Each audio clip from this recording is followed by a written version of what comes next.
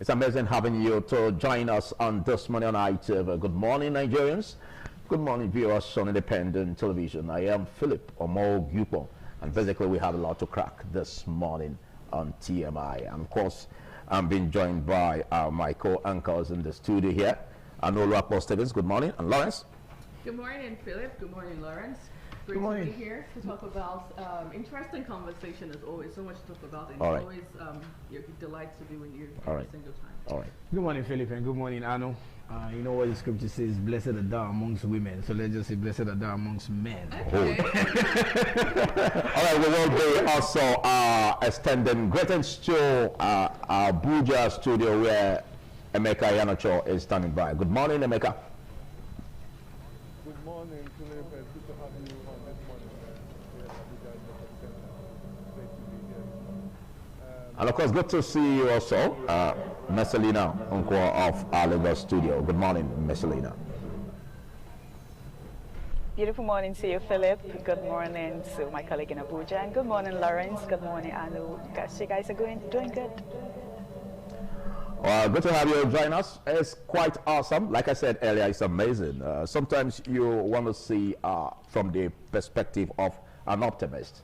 You see a cup that is half full, and not half empty. But well, Nigeria is our country, and the last time I checked, it has not changed. And so we are supposed to be patriotic, no matter what comes. But sometimes you want to rejig what has been happening. Some say, well, it's a broken record, but updates are already coming up as regards the PFIPC DG probe, 48 and of course the National Assembly demanding that House of Reps. The National Assembly, under the House of Reps, easy. The National Assembly under the House of Reps, is also demanding that the IGP produces. Take it up from there. You're producing for 48 hours. So let's do countdown. 48 hours, about 15 hours is gone already because it was at yesterday. So today is another day. So we have less than 24 to 30 hours. Will they produce him? There's a question. They even grilled the Accountant General of the Federation. Accountant General said yes. They brought a proposal for them to open an account, that he is aware of the proposal. They went to the head of service of the Federation. Head of service said yes. They gave them one floor at the Federal Secretariat. So an establishment gave one full floor. I've been to the Federal Secretariat. I know how large, how big that place is. They gave them a whole floor, not one office space, the floor. So let's assume Federal Secretariat, I'm trying to calculate how many floors. Now it's more than 10 floors. So let's say it is the 11th floor. They gave them the entire 11th floor. You're telling me, a lot. See, only that guy will not go down. All right. So many persons will go down with him. We're looking at the oversight function of the legislature, and of course the accountability of the police, and how does this come in, more especially when revelations are already opening up, where it's been said that, or reported that, one Tamim Lola, who is supposed to be a witness in this case, that was alleged to have received money from the fake DG in court. This money was to be given to the chief of staff, to the president, Femi Gbajamila. So reports already having it, and that's why the House of Rep is already saying that the chief of staff should appear before the committee set up. But all of these are revealing, being unfolding the fact that, well, corruption seems to be a challenge in our sector, most especially as regards what we have at present. Anna. Right. Well, speaking about this, there are those who actually would say that it's taken too long already. Exactly. Let's just get done with it. Because this case didn't just start from today. This conversation didn't start from today. But interestingly, the media and a lot of persons touchlight on it this year. It started since October, last year. And this is where we are. Now, speaking about revelation, the reps also panels uncovers 27 allegedly forged documents still on this case. So there's a whole lot of things to unpack, a whole lot of things to, unravel with this case. But one thing a lot of Nigerians are actually looking forward to is the outcome of everything so far, because we cannot continue like this. They actually did say that insanity is doing the same thing over and over again and expecting a different result. We cannot continue like this. Everybody that leaked into the board regarding this, Femi Gbajamila, the chief of staff, the fake DG man, and a whole lot of other persons involved should be brought to a book. Let the right thing be done. Let's, justice prevail, okay? Because I mean, with this case, we've seen pictures of the man and the current EFCC boss, if I'm not mistaken. We've seen pictures of him and other notable personalities. All of a sudden, we're getting to hear that it's a fake agency that's been, has accounts with the CBN and so many other investigation and beautiful things being unraveled regarding this case. It's a lot to unpack. A lot of Nigerians are looking forward to it, and I am looking forward to the end of this conversation. Most especially when it has also been reported that one who was to give that 400 million naira, who probably gave that money to the chief of staff, died mysteriously in a hotel. At this point, we say allegedly. And yes, allegedly. So what happened? Why was it staged? That's a big question.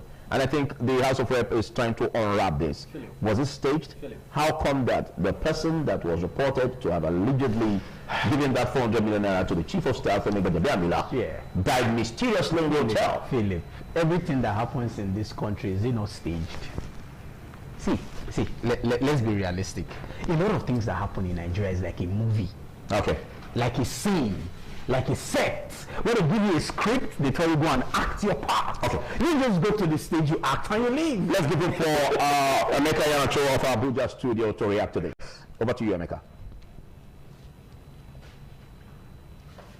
Yeah, Philip, it's an interesting episode going down there at the National Assembly, as well as other places where this investigation of the PFICP, we are not used to this particular agency. We don't know it, and then unfortunately it's there, and then we need to know why the agency actually came up in the first place. Lawmakers probing it, and then presidency asking the ICPC to also look into what must have transpired. I don't know whether it is right being probed this way and the other way. I don't understand it, but I think they are all geared towards getting Nigerians the results that we are looking out for. So far, the House of Representatives, where this probe is ongoing at the moment, have come up with some revelations. But then again, we don't know. We can't really say if it's being done the right way, because sometimes when you set up a set of persons who you give the task to investigate a matter, tend to come up with results that will suit you, that must have instituted such a team to investigate the matter. That is what Nigeria has been facing over the years. But we hope that the results that will be coming up from these investigations and more investigations perhaps will tilt into one particular area, so that we'll be able to nail it this time. It's really, really an unfortunate situation that Nigerians found themselves in again. From the probe, we've got into insecurity matters where people's lives are being lost on a daily basis. There are several issues that have happened, and then we need to really unravel what must have transpired. We hope that those saddled with this responsibility of getting Nigerians results will come up with the right answers to the questions that are begging for them. Another question again will be, how effective is the legislative or the oversight function of the legislature under the administration of President Bola Ahmed Tinubu?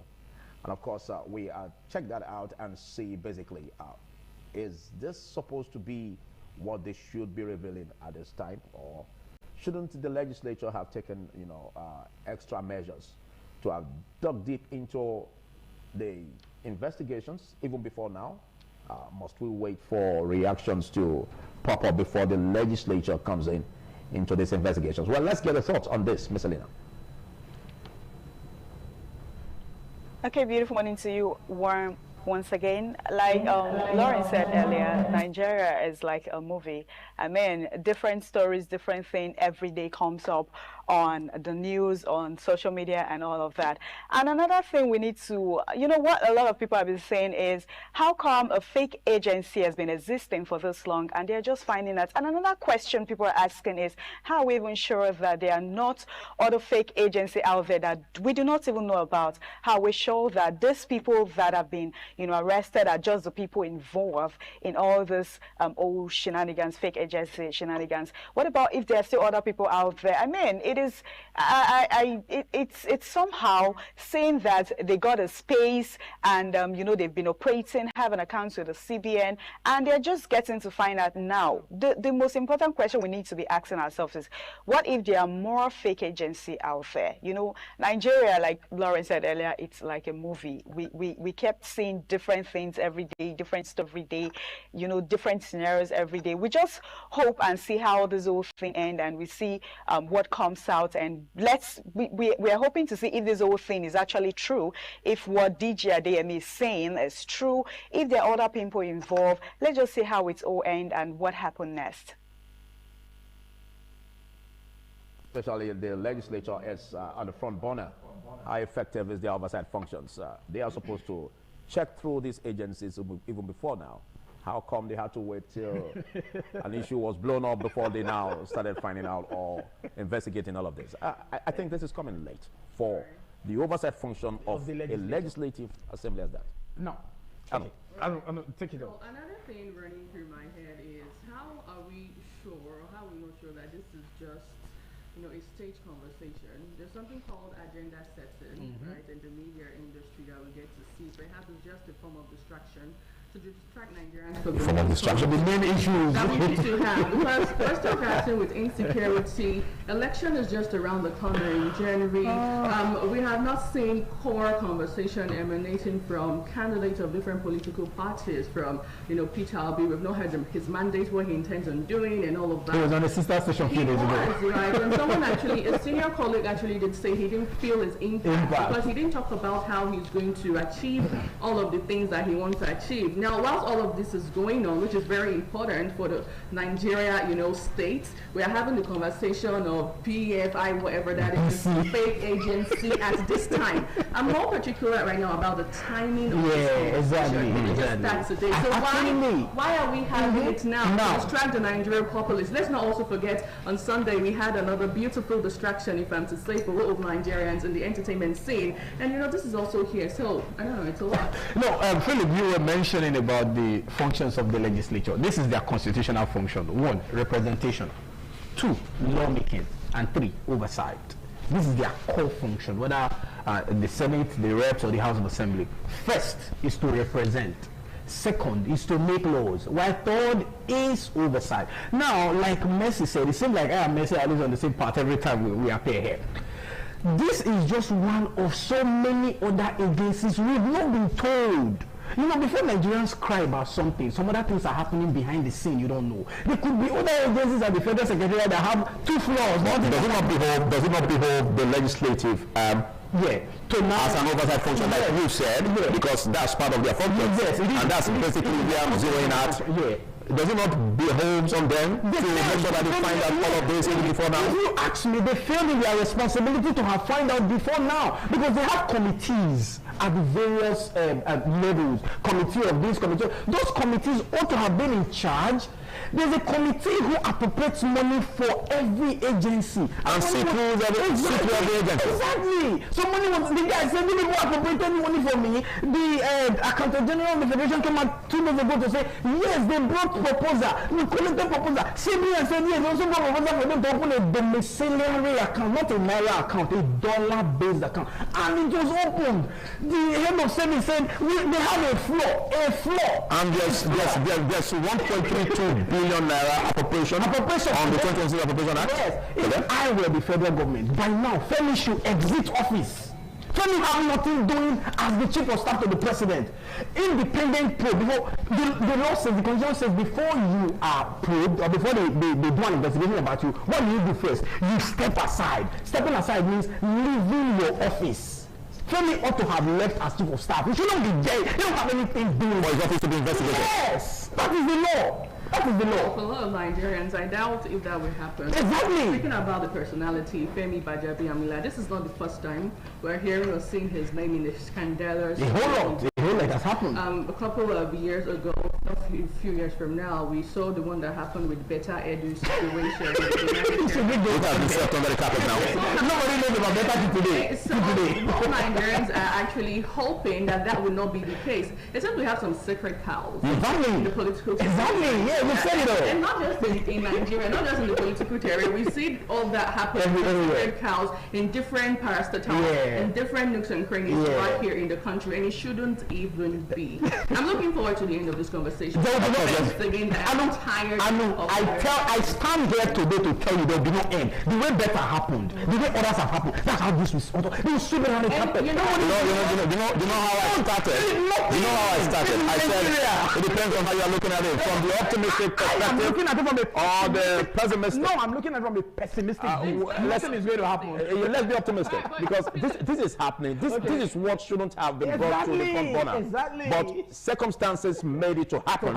That everybody is now talking about it. So it's not what they can sweep under the carpet. Then we sweep it. I don't see this. I don't see. No. I don't see this as the Better Edu episode. You think so? Better Edu. We want to follow it up. How much died in that situation? No. The media will follow it up. The media. Yeah. Every stakeholder will follow it up to make sure that we follow this to the logical conclusion. Follow it up. So we forget that we have agenda set. Now this is trending and we're talking about it. A couple of days from now, another conversation will come up. Exactly. And we'll forget about this one. Then set your eyes on the ball. Set your eyes on the ball. That is what happened. All right, well, it depends on how you see it. We have to be optimistic in this, like I said earlier. So we'll take a short break and then we're going to be having the pages of the newspaper. I believe that the story is also coloring the pages of the newspaper today. Do stay.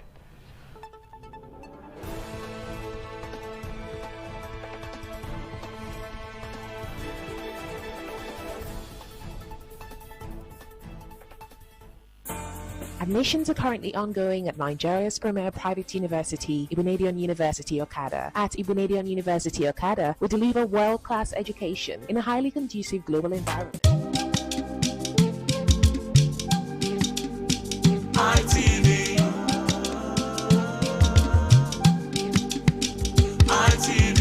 ITV, certainly the best.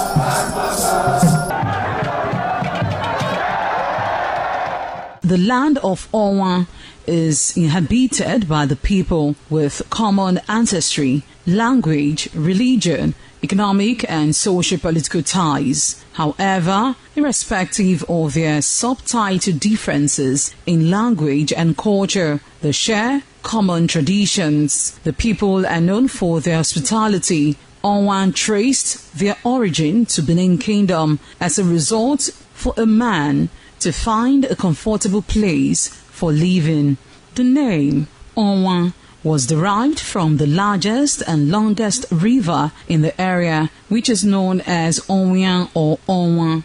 It means one who makes merry in affluence.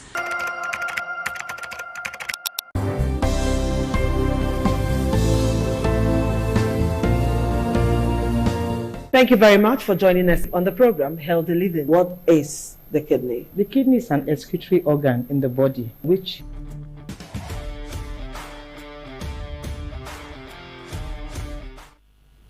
As the saying goes, the taste of the pudding is in the eating. So let's go ingest the stories on the pages of the newspaper this morning.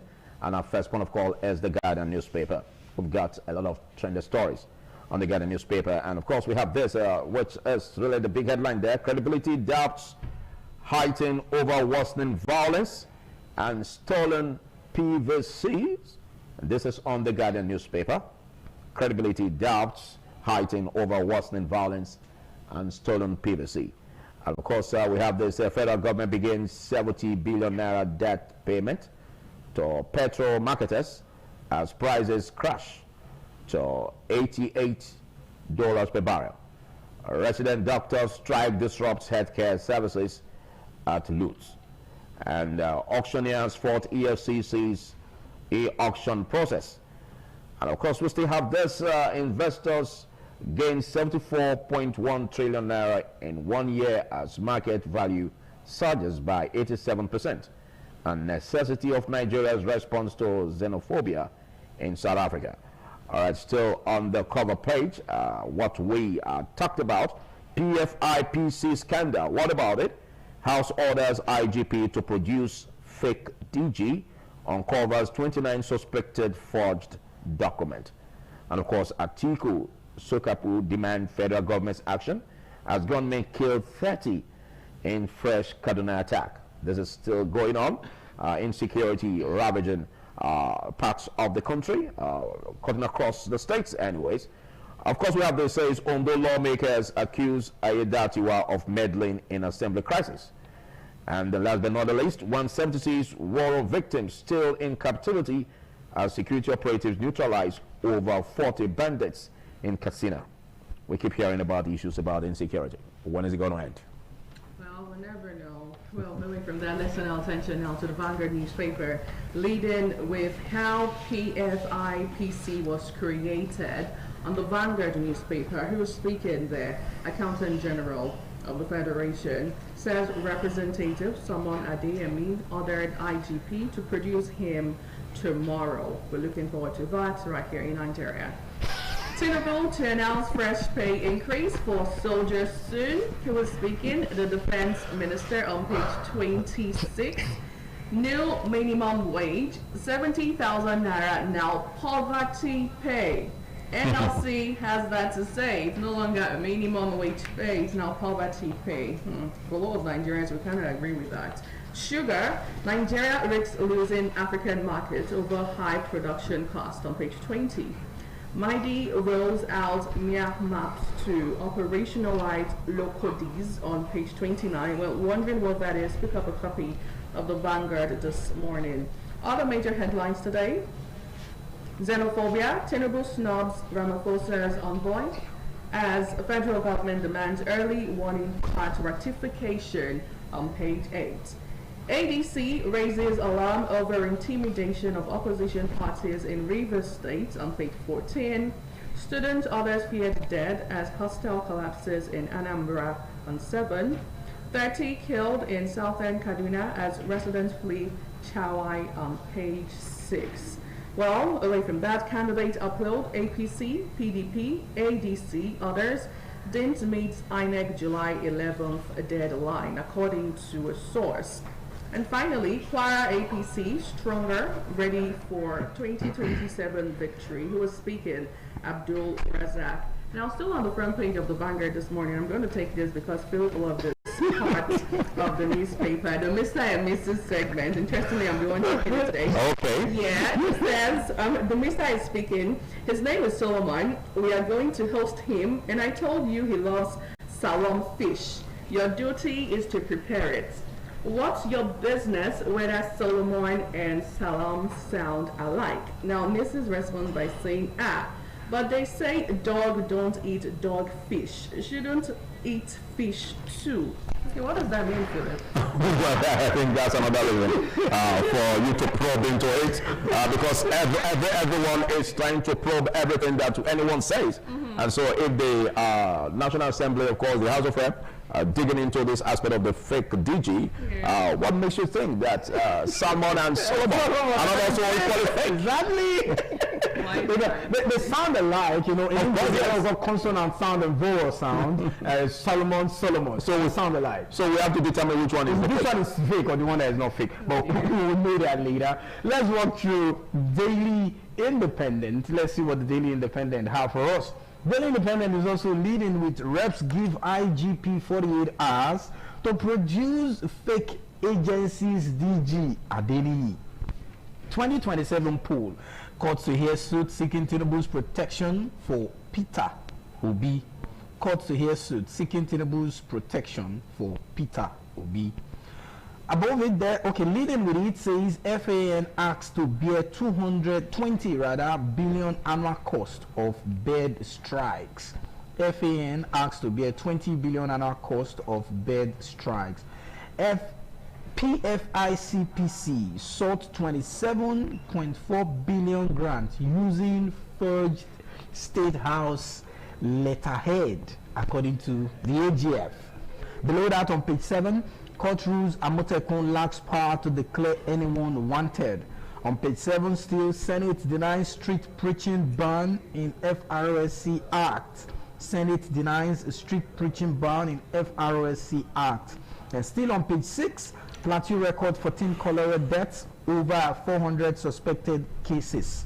And finally, Nigeria's economy projected for stronger second quarter, or rather second half 2026 growth. And finally, on page 7, police report bandit attack in Sokoto, recover ammunition.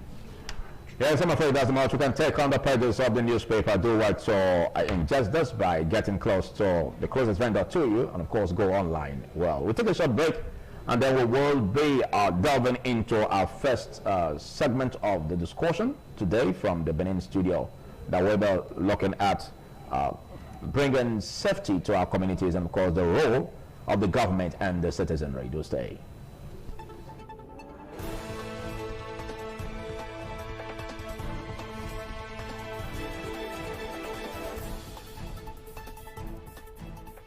For metabolism. Tuberculosis affects many organs in the body, but the common ones it usually affects is the lungs. Epilepsy is a neurological problem. Okay. It is an injury in the brain which causes someone to begin to convulse, to go into fits. It is curable, but the cure is a long-term thing. If you eat well and avoid those risk factors that will make your immunity to be down, then the risk of contracting tuberculosis will be reduced. If you're healthy, then you're wealthy.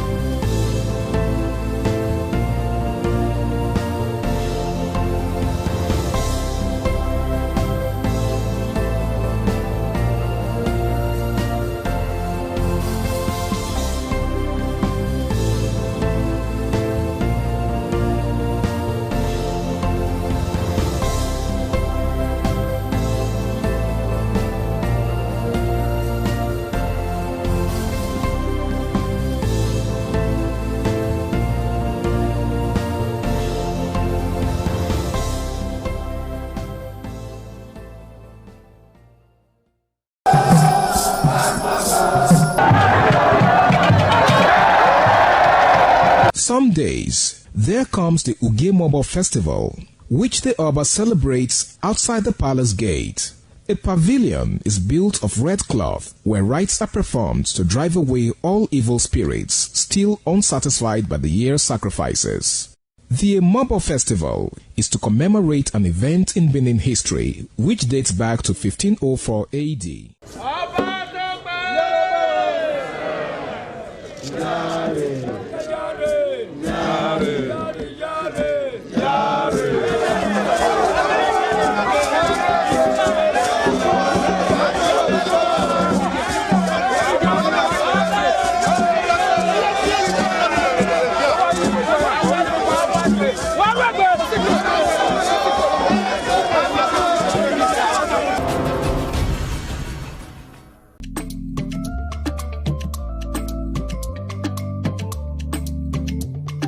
The man went out to bring in thugs to come and beat her. Yeah. In a situation like that, do you think women would have seen that and still want to speak? Really, we're talking about. That's what I said. So when they bullied her, Yeah. if she's not bold enough, she will shut up. What is your advice for girls out there that are so desperate to be married? We women, we have to be really intentional about our parenting. If you know a child is being abused, or you see signs, a bruise or a child, it has to be investigated. People barely even breathe when they are going for a shrebi and something. Party. You have to be They smart. can't sit If down. you see where they are dressing them up or dragging on both sides, you cannot you cannot breathe. And these women will stay in those events for hours just to keep up with that beauty trend. Is that healthy? That's not healthy. I am Patricia Uremu Gabriels, and we're reaching you live from our Lagos Network studio. Of course, Women in Conversation is a program designed for women to discuss about themselves.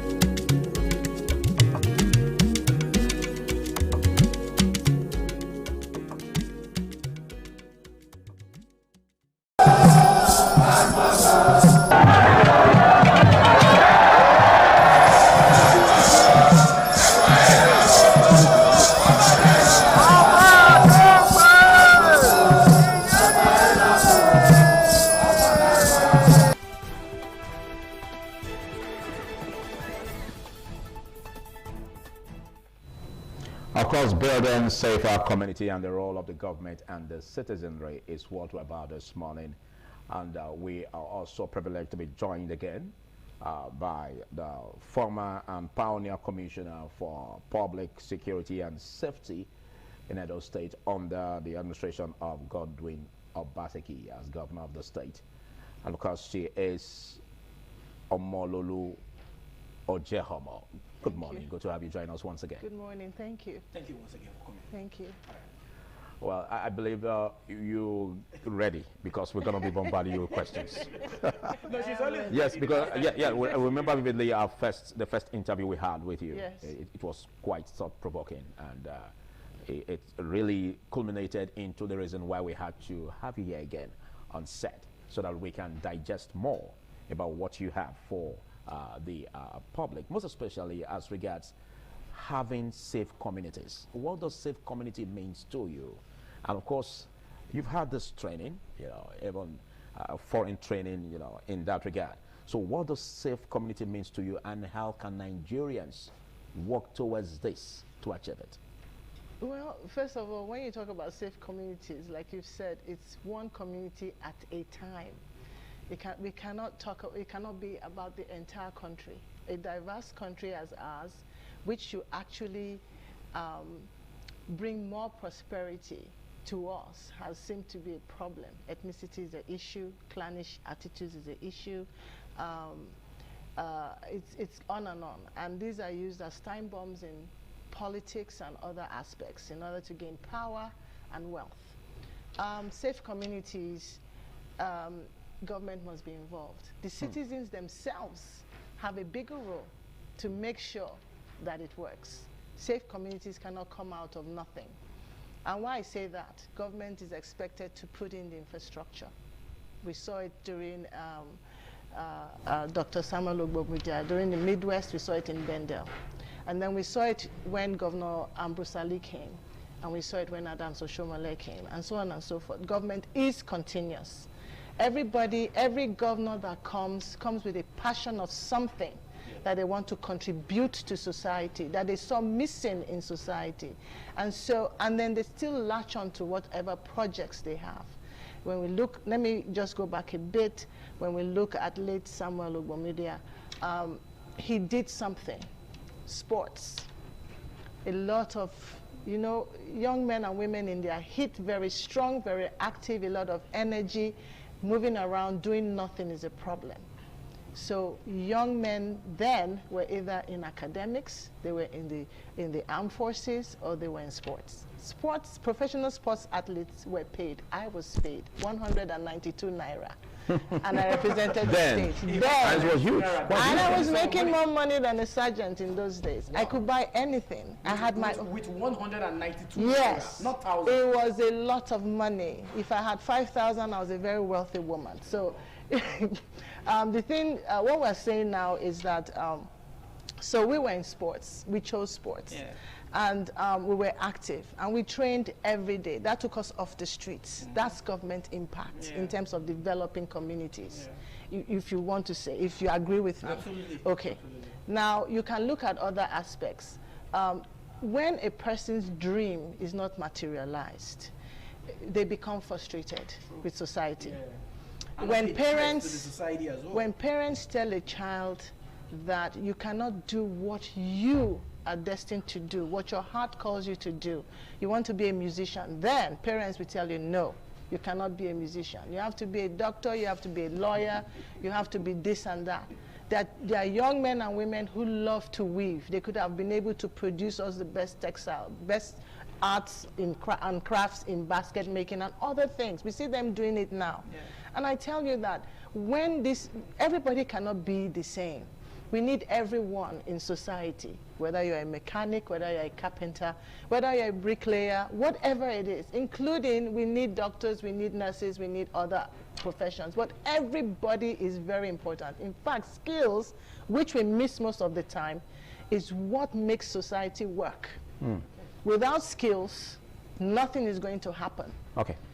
I asked you that question just to ask you the next question. There are twin questions. I'm sorry. Yes. So being that you've been able to establish this, now let's look at what you see as, because you were former one-time commissioner for public security and safety under Godwin Obaseki. Yes. And what do you see as the major threats to having safe community in Edo State? When elected officers abandon the communities they are representing, when they are not involved in what concerns them within the community. Remember that we have tiers of government. We have the local government council.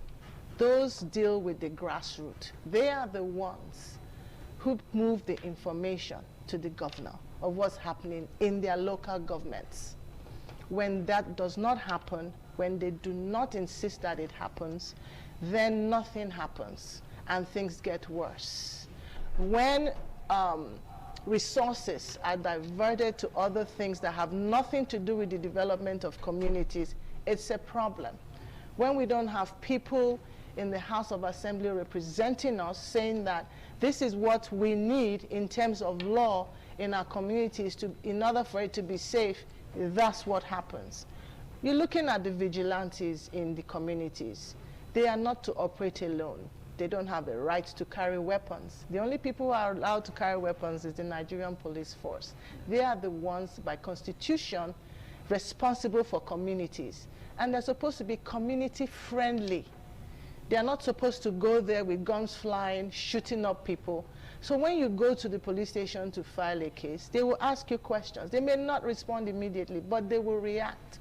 Now, when you have the vigilante in a community which is meant to police, they are supposed to assist the Nigerian police force. What they are supposed to do is help catch small criminals and hand them over to the police. And that's what you call citizens arrest. They are not allowed to take the law into their own hands. So when we I'm sorry, wanted to say something. Okay. So when we're talking about safer communities, it's not just about what we do or what government does, it's how our relationship is with each other. Okay. Without those relationships, everything falls apart. And when the people who are expected to create the safety in terms of crime in your community are the ones committing the crime, then it becomes difficult for things to progress in those communities. Fine, let's now go to the communities. Okay. This brings my question. What will be the role of those who are supposedly to be the custodians of the communities? The youth leaders called the Okaile, the Ojonwere, the Inogis, you know, those, not the government now. Let's take away the government, but these guys are appendage, sort of the government. What should also be their role? Because a crime cannot succeed in the community. You know what they say about it is the rat inside the house that we always tell the one outside that there is food at home. True. So in most cases, some of these youth leaders, the Ojonweres, the Okailes, the whatever, has been complacent in areas of, you know, doing one or two things to instigate violence in their communities. What should be their role? And what should the government on top do to them if they are found wanting in situations like this? Okay, well, you know that it is the in those days, if you look at the form of government, the traditional rulers are the ones who everyone goes to when something happens in the community. They are the first people they run to say, this is what has happened. If a stranger comes into the community, they go, a stranger has come into the community. That was our form of communication, and it was effective. So, but this is where the issue comes up in today's Nigeria, or let me say Edo State, because this is where I am, is that these same people no longer protect their people. And that was the reason that we put a proposal to the governor then that we needed to have a conference that included non-state actors, security agencies, and the Nigerian police force. That was done by Philip Shaibu when the governor was out of the state. And the reason for that is because it is not possible that a problem cannot be solved in a community where there is an Enoge or Enoje or in any part of this state that does not have knowledge of it. And if he's not abating, then it means that he either does not care or he's part of the problem. So holding them responsible was the only way we could get them to either react to it, stop it, because what the deal was, anything that happens in your community, you will be responsible for it.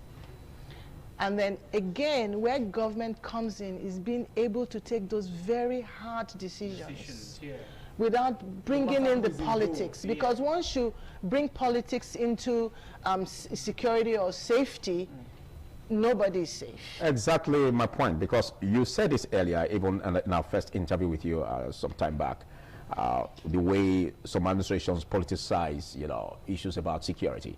And again, you also, in your expression, you made recent administrations to be distant away from touching the grip on security, most especially when you raised demonstration on the former late Abrose Ali, and then you did that of late Samuel Ogbamudia.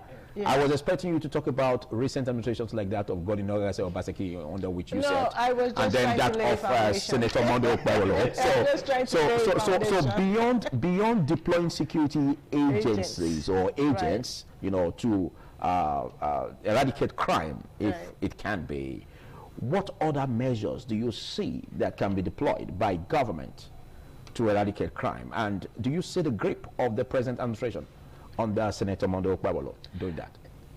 I may disagree with you a little bit that government is not the sole responsible party of safety in any community. It is you and I. And it depends on what we build in our community. And I'll take mine, for instance. I've never, even as commissioner, I did not leave my home to go anywhere else. I stayed in my home in the middle of town, surrounded by markets and stores and real people. People I enjoy talking to, going down the neighborhood, having conversations with them and understanding what their problems are. And one thing is that when you see people fighting, there's frustration. When you see a child crying, two things is happening. Either they've been beaten or they have not eaten. Okay, these are things. When the rain falls and someone's house gets flooded, rent, you know, he has one room, the only thing he has gets flooded when the rain falls, he's frustrated. He doesn't know what to do, and there you are sitting on top of the hill, and he's looking at you and everything is okay. He has no light, he has no water, because the public tap broke down and nobody was able to fix it. Because it's nobody's business, because nobody cared enough. Or you have someone who is collecting money from the community saying that representing BEDEC, which they are not, okay, if you bring this, give me this money, then I will tell BEDEC to come and fix the thing. He collects 500 or 1,000. How much do they have? Or you have the young lady who has a bucket of to sell pure water of maybe about 20.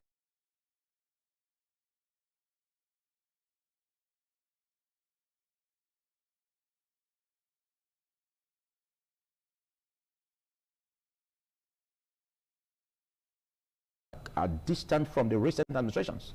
You may mention of late Samuel Gbamodi administration as deploying other measures like sports, you know, into eradicating crime, occupying the minds of the young people, which is quite amazing, awesome, terrific, in a positive sense. And then you also made mention of late Ambrose Ali. You know, these are quite amazing. Now, the question is, do you see deficiency in recent administrations? Okay. And even under the administration you served as commissioner, what did you do? What do you see as the major threat in that administration and even the recent one, and how can it be done to achieve safe communities? Okay, so outside deploying, you know, security agents. Okay, so this was skills. In Obasanjo's administration, it was skills. They had their Edo jobs, and they had free skills training. Money was sourced to have these trainings. People in my local government benefited from this. Many youths benefited from it. They had different aspects of skills, whether it was carpentry, leather works, and other things. That's another way of moving people off the street, remove them from crime, making the place more environment. They got this training because people were able to give them access, not politically, not through a political pipeline, but real people on the streets, anyone who was willing and ready to train for those skills. How many of them were empowered actually? And is the government also taking measures to see how efficient these persons that have been empowered by them, to see how functional it is? How many of them are were actually empowered? Well, when they finished with the skills, because I was involved at some point, because I wanted to make sure that it worked, they were either sent to work for someone if they were interested, or they were also given equipment to be able to start their own businesses. But one thing that we did find out, everybody cannot be an entrepreneur. That's true. And so some people, after 3 months, basically sold whatever equipment was given to them because they were not able to cope with the business aspect of it. So this was another thing that we talked about. Okay, so great. Now we have 100 people who are trained in leather works, and then they don't have any job. So what do? Can we find a way to build a factory where they can start to produce shoes or school shoes or whatever? We have trained 100 people who have in tailoring or fashion design, as they call it, but only a few of them are actually doing well on their own. The others don't know. So they need to be employed somewhere. But we don't have factories here. We don't have any uniform making place. Very few. Those are private, and not everybody can get into those places. The aspect of whether they were placed, I was not involved. But the aspect of finding out whether it worked was where I came in. The aspect of making sure that there was information in getting these people the right kind of environment where they can function was what I was looking at. But I left before every government is over. Another government has come in. Okpebholo is doing very well in terms of security. And I'm not saying it for any other reason that I respect him and the kinds of decisions he's made in making sure that the state is safe. We're talking about that. Infrastructures are on the way. I can see it. What infrastructures can you see? What infrastructures can I see? Okay. Sometimes he doesn't make a lot of noise, I notice. And I notice that he also doesn't have people who manage his perception management very well. Very well, as you should be. Yeah. So that information does not exist in this space. Okay. And anything that comes out is mostly negative. Even when it is latched on to something he's doing, is made to look as if it's nothing. I know that this, what do they call the water storm project that was going on, it's he's done that. I can see that the SAP is not Ekenwa Road. I can see what's going on Sapler Road. I can see what he's doing at the flyover at Ramat Park. The so-called tourist attraction. Well, I don't see it as a tourist attraction. I see it as a very intelligent move to be able to debrief that area. In areas where there are big markets, a flyover is okay because we have people who are just traveling, passing through, have no business with the markets, they can keep going. Those who want to go to the markets can now use the streets on the side. Everything is good. Okay. And even though he's doing it today, he's looking at the future. I'm looking at the future. I don't know what Edo or Benin is going to develop into. I also tell you this. I was going to the shop the other day, and I went through Sapler Road, and I was coming back, and I happened to look to my left where we had the primary health care center. It wasn't a bungalow anymore. I think it's about 2 or 3 floors. And it is a clinic. It is a full clinic. Sapler Road, no, it's next to close to the cinema. To the moat. Yeah, yes, close to the cinema. It's close, it's just by the moat. If you go there, and I called some media person, I said, maybe you guys need to actually go around and see what this man is doing, because they're busy talking about whether he's educated or he's not educated. And if I can recall, many of our ancestors in the past that built great empires did not speak English. So I don't hold that against him. I want to see that he has the intelligence to function, and he functions. Wow. He's quiet. Okay, I'm sorry. Quickly, we'll press the time a bit. Yesterday, about 495 forest guard has been launched, still on the safer community. Yes. Do you think this is a right step in the right direction? Yes, I do. Because the reason I believe is the right step in the right direction is because I was part of the persons that put the proposal in during Obaseki's time. For the forest guard? Yes. Good. And I was surprised that it actually, finally played out. Okay. And we need forest guards for 2 reasons: to protect the forests. Okay. Because if you look at Onwan West, we have no trees. They are even cutting down our fruit trees, our food trees. Nothing is left. Okay. Sorry. Go ahead. And so when a heavy storm comes or a breeze comes, it sacks Ozala. It removes everybody's roof and everything, because trees are to break the wind and break the storm and prevent this kind of extensive damage on your property. And if you notice, people like to clear. They see grass as dirt. So they clear the dirt anyway. It's not. You think so? Properly maintained. It's not. And it also prevents erosion. Okay. So when anywhere you have in your compound that is not built on, it doesn't even need to be built on, you can grass it and you can put flowers there and you can put trees there. I have a lot of trees in my compound, and actually somebody, I got cited by one of the okay. Yeah, beautifully, you have very, very vast knowledge, and we just do hope that one who is as pragmatic as you are should continue in governance and find a way to get into the government and do the needful as regards what you've got in terms of the knowledge to transform it into practical operational opportunities for the people of Edo State. Now, in just 1 minute, what do you see as what the governor should do in order to bring about safer communities, and of course the role of the citizenry? The Edo State Corps would have been a great outlet to have community involvement. I just think that it's not structured right. Edo State Corps. The Edo State Security Corps. Okay, yeah. Okay. I don't think it's structured right. And I've always asked the question, because when they say someone is volunteering, I say, well, volunteer means that I have a job and I have 2 hours a day or 2 hours a week, and I volunteer to be part of your team, and that's my own contribution to safer communities. But when you have young men and women who are stationed 24/7 or 7 days a week, okay, let's even give them office hours from 8 to 4. And that's not volunteering anymore. Those are full-time employees. They need to be paid.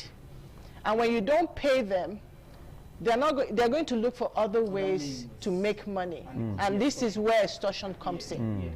So when you're talking about safer communities, you cannot have the person holding a gun, starving, hungry. He has a family, he has children, he has his own bills. He cannot go home and watch his children cry. You cannot have them begging on the streets because they have no money, because you say they are volunteering. They're not volunteering. That's abuse of your citizens. And I want the governor to please restructure this, look into this, and see that these people get paid. Perhaps our communities will be more safer. Amazing. Well, thank you so much, Mrs. Omololu Ojehomo, former and pioneer commissioner for public security and safety at Edo State.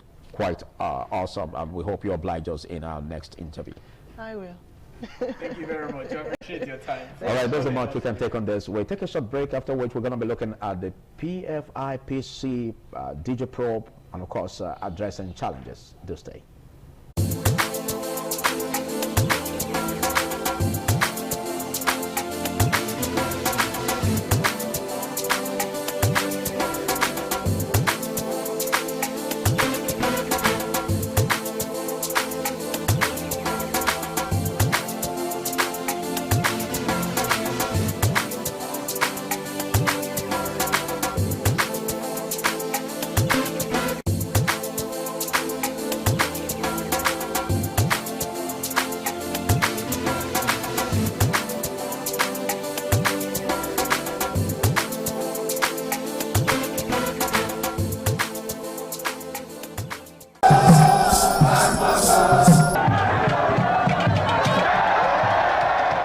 Onwa is rich in culture and traditions. The people are a mixture of traditional worshippers, Muslims and Christians. Onwa is located at the northern part of Edo State. It consists of 2 local government areas, that is Onwa West and Onwa East. It has a total number of 13 clans and 21 political wards, according to National Population Commission 2006 census. The population of Onwa people is put together at 251,686. The people love tradition and culture. Historically, the people ancestors in deep quest to hand down on their future children a society of love and friendship.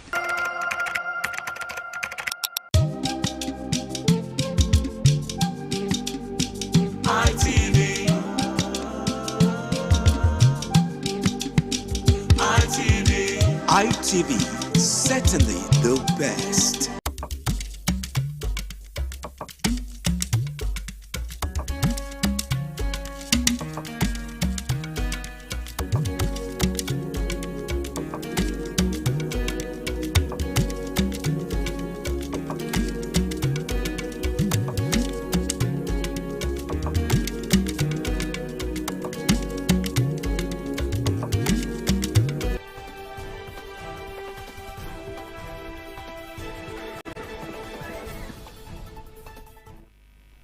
The PFIPC DJ probe is what we're about, and of course looking at the challenges facing that the oversight function of the legislature, and of course police accountability, most especially where it was also reported that the investigation committee of the House of Rep really demanded that the Inspector General Police produces the fake DG for questioning tomorrow before the floor of the House. And of course we also have reports where Femi Gbajabiamila, the Chief of Staff to the President, is also going to be grilled, as reports also show that there are some 4 documents issues surrounding the 1.32 billion naira appropriation on the Appropriation Act of 2026 allotted to the agency, and of course the aspect where it was reported that the one who gave 400 million naira as alleged to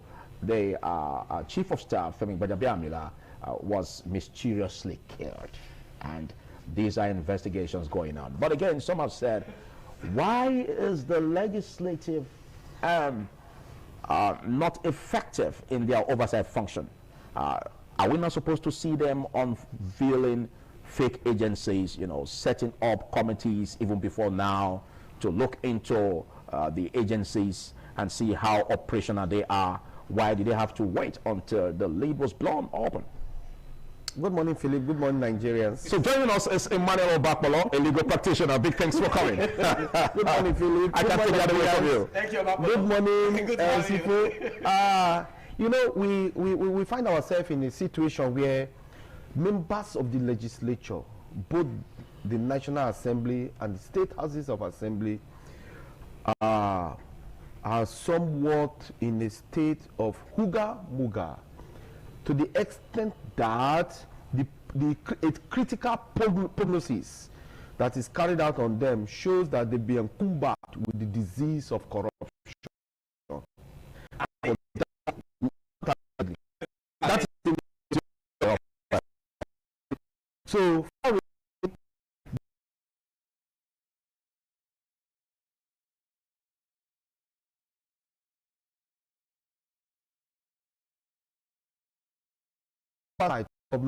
now about Constitution, sections 88 and 89 of the extant Nigerian Constitution gives the National Assembly power for oversight function of government business and agencies, while sections 128 and 129 of the extant Constitution give the state houses of assembly oversight power of oversight function to carry on businesses and agencies level. Then we seek responsibility.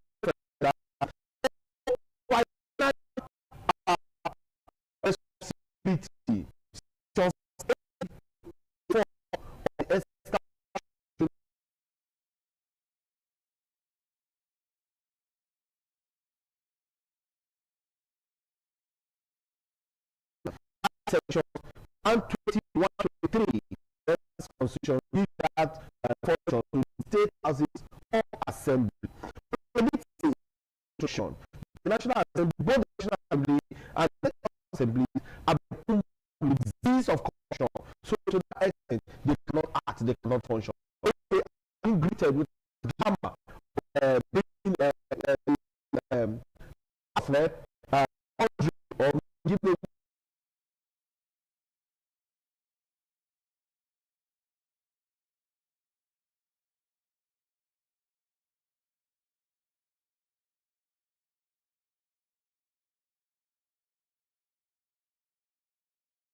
rascality, and that is what they turn out to be, and that is why you see this gang of exploiters who call themselves legislatures in Nigeria have really tied themselves to the whips and caprices, the apron of the executive.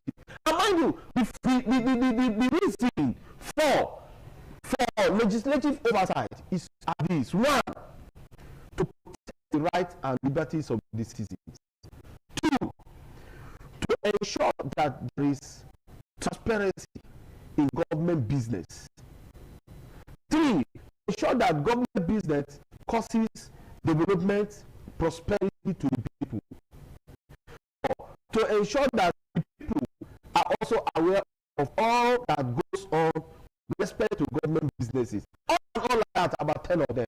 But here we are. We have seen a drama with the 9th and 10th National Assembly. The 9th led by Ahmed Lawa under the regime of late President Muhammadu Buhari, and this one Chief Dr. Godswill Akpabio, corruption, who has enabled the executive to all forms of rascality, and the point will be called on your mandate we shall stand. Leonard, now a case before a court of competent jurisdiction, they say in law, is not subject to public scrutiny. But you just said the matter is in court, which we know. But now the legislature is coming in. Will you say it is too late, or it is rather late than never? Because we know their mandate ought to be 1, representation, 2, lawmaking, and 3, oversight. So they ought to have been able to know that this thing is happening even before it went out to the public space. But obviously, or maybe somehow they did not do their job. But now they are awake from sleep. They want to do their job. Are you faulting that at this point? Yes, I wish them to go on with their slumbering. They should continue with their slumbering. You think they are slumbering? Yes, let them continue. Let them sleep the more, because they are enjoying themselves. They'll be able to create. They'll be able to. They are enjoying their swim in the ocean of corruption called Nigeria, created by them. So they should swim well in that ocean and allow the courts to do what the court wants to do. With due respect to members of the National Assembly, how did this agency come to existence? In the first place. Where were they? How was budget allocated to this agency? And they so have a flaw at the first they should be ashamed of themselves at this moment to begin to call for investigation. An investigation that whose oversight they had, that they refused to carry out, and now they are waking up from their slumber because the police has charged this man to court. Okay. What you just painted now concerning the case in court, do you see under the constitution provisions of the country that the Inspector General of Police is obligated to comply with the summons of the House of Rep? And again, under the fact that it's already in court, do you see the possibility of the Inspector General of Police producing the DG? The Inspector General of Police should disregard their whatever warrant or whatever mandate they choose to hold at this time. It should disregard it. The matter is in court. The matter is in court. So we are caught between two. The matter is in court already. The man is being tried. I saw a video where he was arrested and they were asking him questions. At a point, the man said, "You've asked me this question before and I've given you answer." But you didn't answer the first question. You didn't answer the first question I asked. What was the first question? If the Inspector General of Police is obligated to comply with summons. It's not at this point. Before now, the answer is a yes. But just now, hence the matter is in court, the answer is a no. He cannot stand and begin to say, "Oh, members of the National Assembly or the House of Rep has invited me." Before now, where were they? These men think Nigerians are so dumb to the extent that they do whatever they want.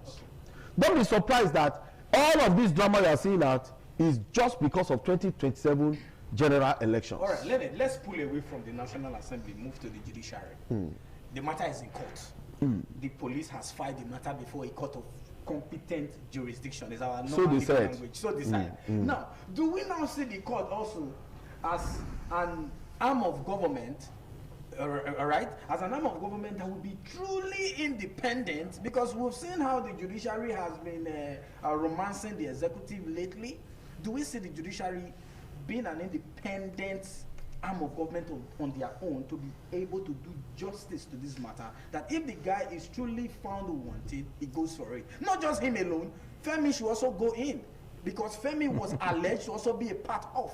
There are so many persons on the list we cannot mention, but it seems like that guy is the only person everybody is talking about. A crime cannot happen without somebody backing, aiding or abetting, that's the language, or accomplice to the crime. So if he eventually gets to the court now where it is, do you see the judiciary to be able to do justice truly to Adeyemi, and not just Adeyemi, but every other person on the list? My honest opinion is this. In the first place, the germane question is, Femi Gbajabiamila was fingered to have been a party to this crime. Yes. Has he resigned? No, he's still there. Has the president suspended or sacked him? Not at all. To my mind, when it has to do with corruption and election petition matters, I cannot give my thumb to the judiciary. Okay. In fairness to the judiciary again, what are the evidence or evidences that will be brought before the court? As the police be able to gather enough evidence to prosecute this matter? Are the proper parties charged that are connected to this matter charged along with Adeyemi or only Adeyemi? Is the one, yeah. Can one man single-handedly commit this kind of crime? This crime, to my mind, is a capital crime. It's a capital offense. Yes, it's capital. If it were to be in China, the culprit will be hanged when found guilty. But here we are. The police just want to save the face of their the people they are paymasters. Yeah, which is the executive. They want to hide their faces. So what do? Just quickly charge this, put it on the headlines of the newspaper, and let the media begin to propel the matter so that Nigerians will think something is happening. But we know that nothing will come out of it. Okay, final question. What remedies do you see as available before the House of Rep if this summons are ignored? They don't have any remedy available to them. They've slept over their right, and they should sleep in. I wish to block in their sleep. Well,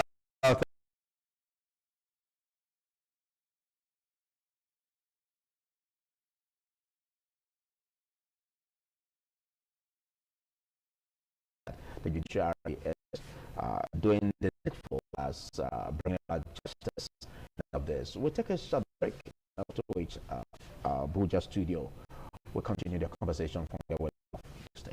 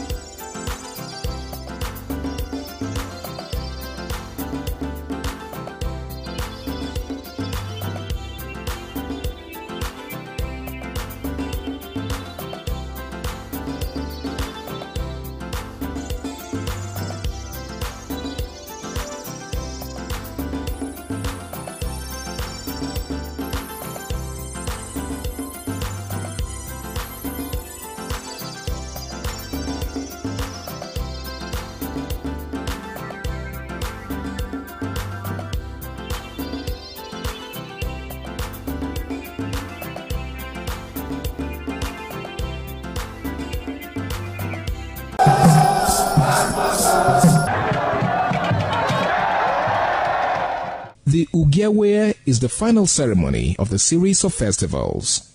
It is one of peace and lightheartedness, following the more solemn of the ritual year.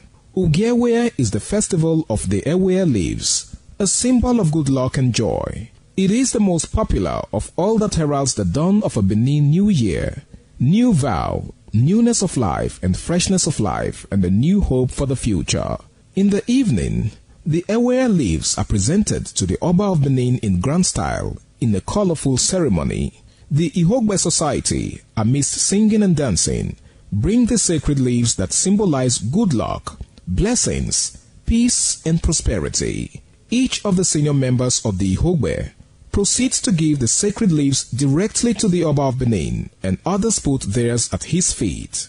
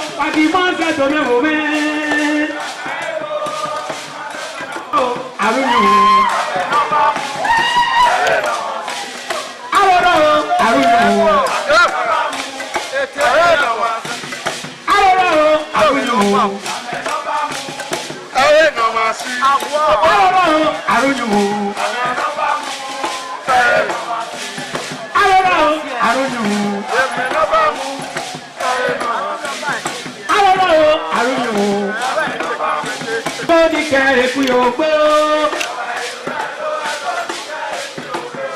Ẹwà ẹ̀dọ̀ tọ̀rẹ̀ tó ẹ̀dọ̀ ní kẹrẹ kú yóò gbé o.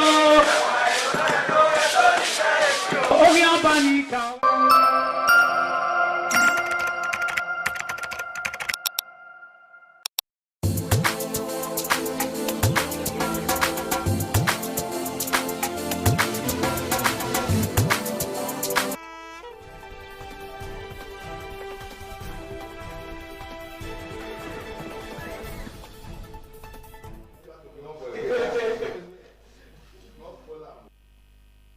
Welcome to the Abuja Network Center of Independent Television. It's still TMI, your morning show.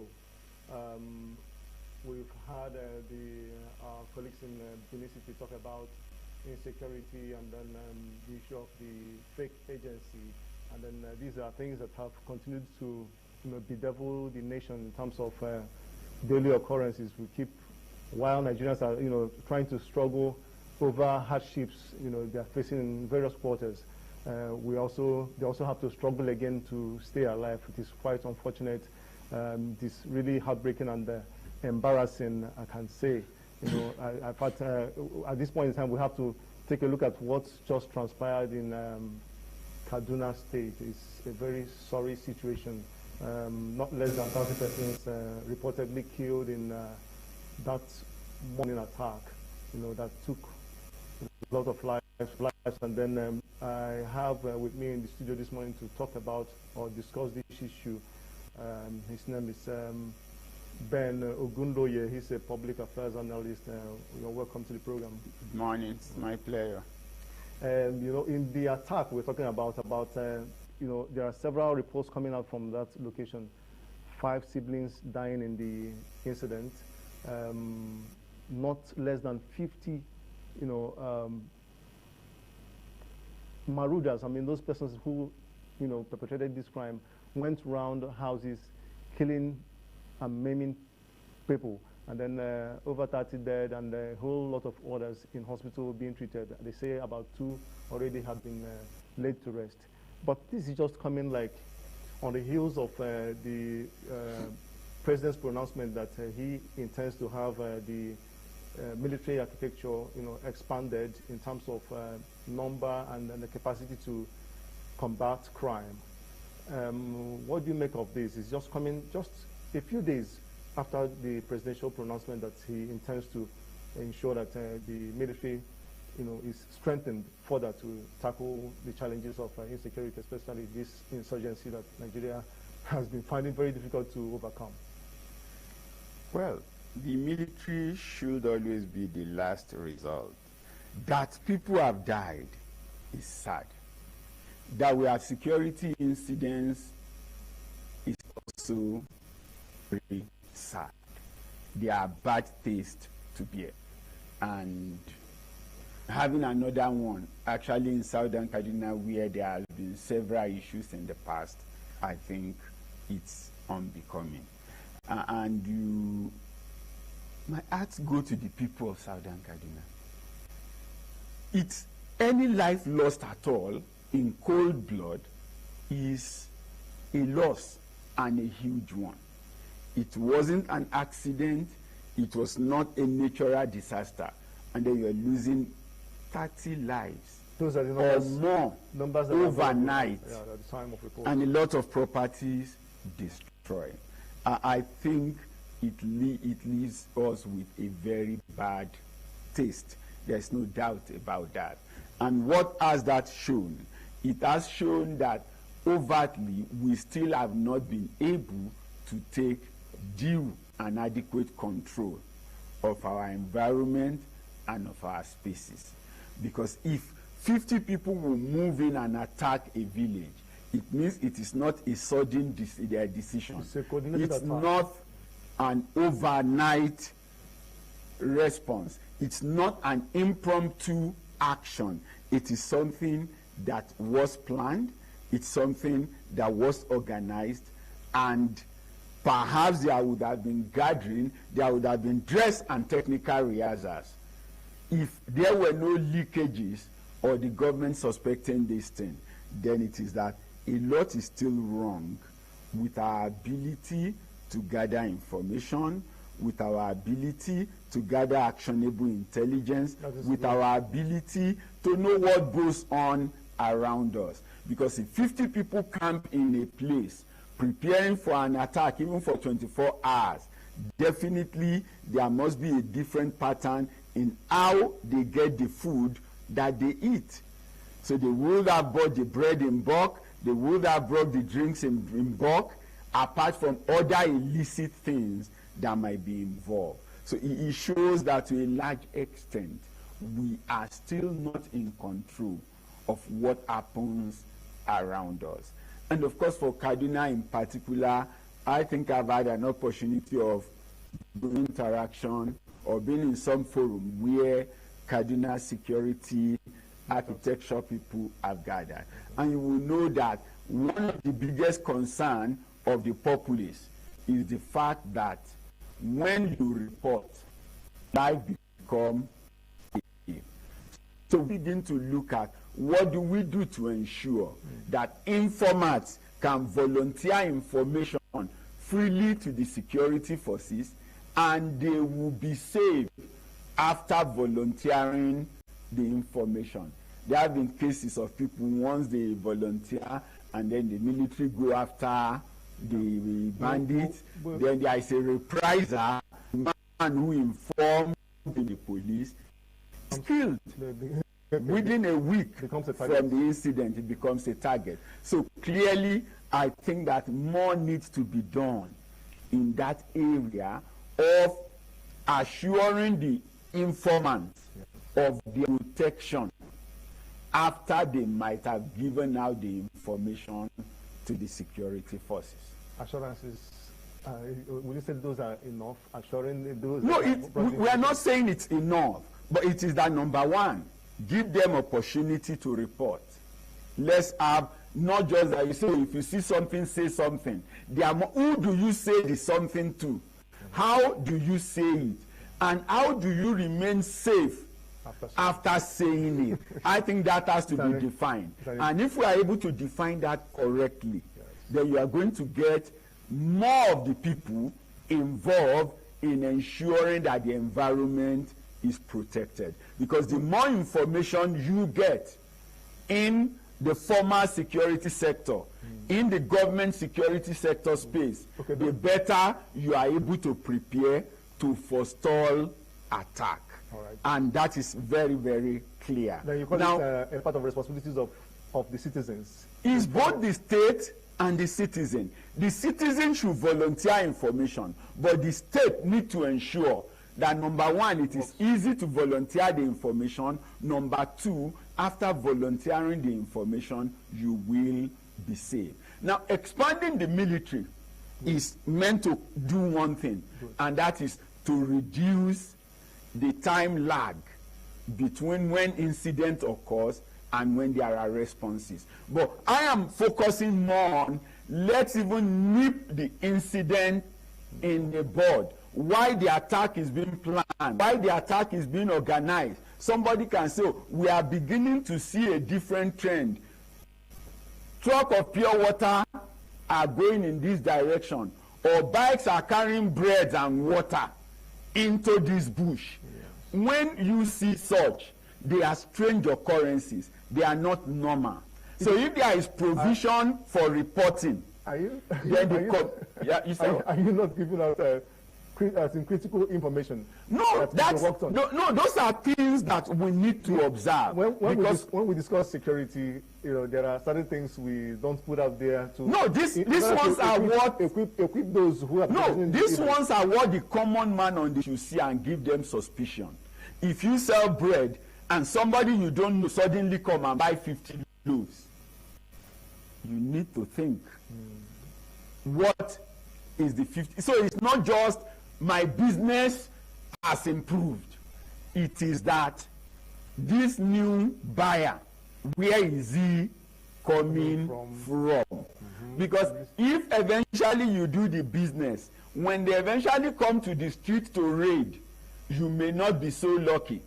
Even if they spare you at the seller, Can they identify all your own children and family? Will you not be affected one way or the other? This issue is actually very, very, very broad. It's very, very large. A lot of persons are looking at 2027 elections, which is just around the corner, regardless of how or the dates that must have been slated for it. And then these attacks, because it's not just all about what transpired yesterday. These have been happening over time. It's just a routine act.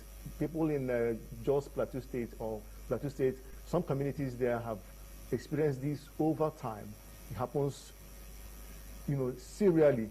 And then people in Benue State also have had their own, bite of this cherry. Yeah. So it's very, very unfortunate. And then we're looking at elections coming. Is there any way it is related? Some persons may say it is just to discredit those in power, that they are not capable of handling things, or just or it's a challenge to challenge the government. What can you do?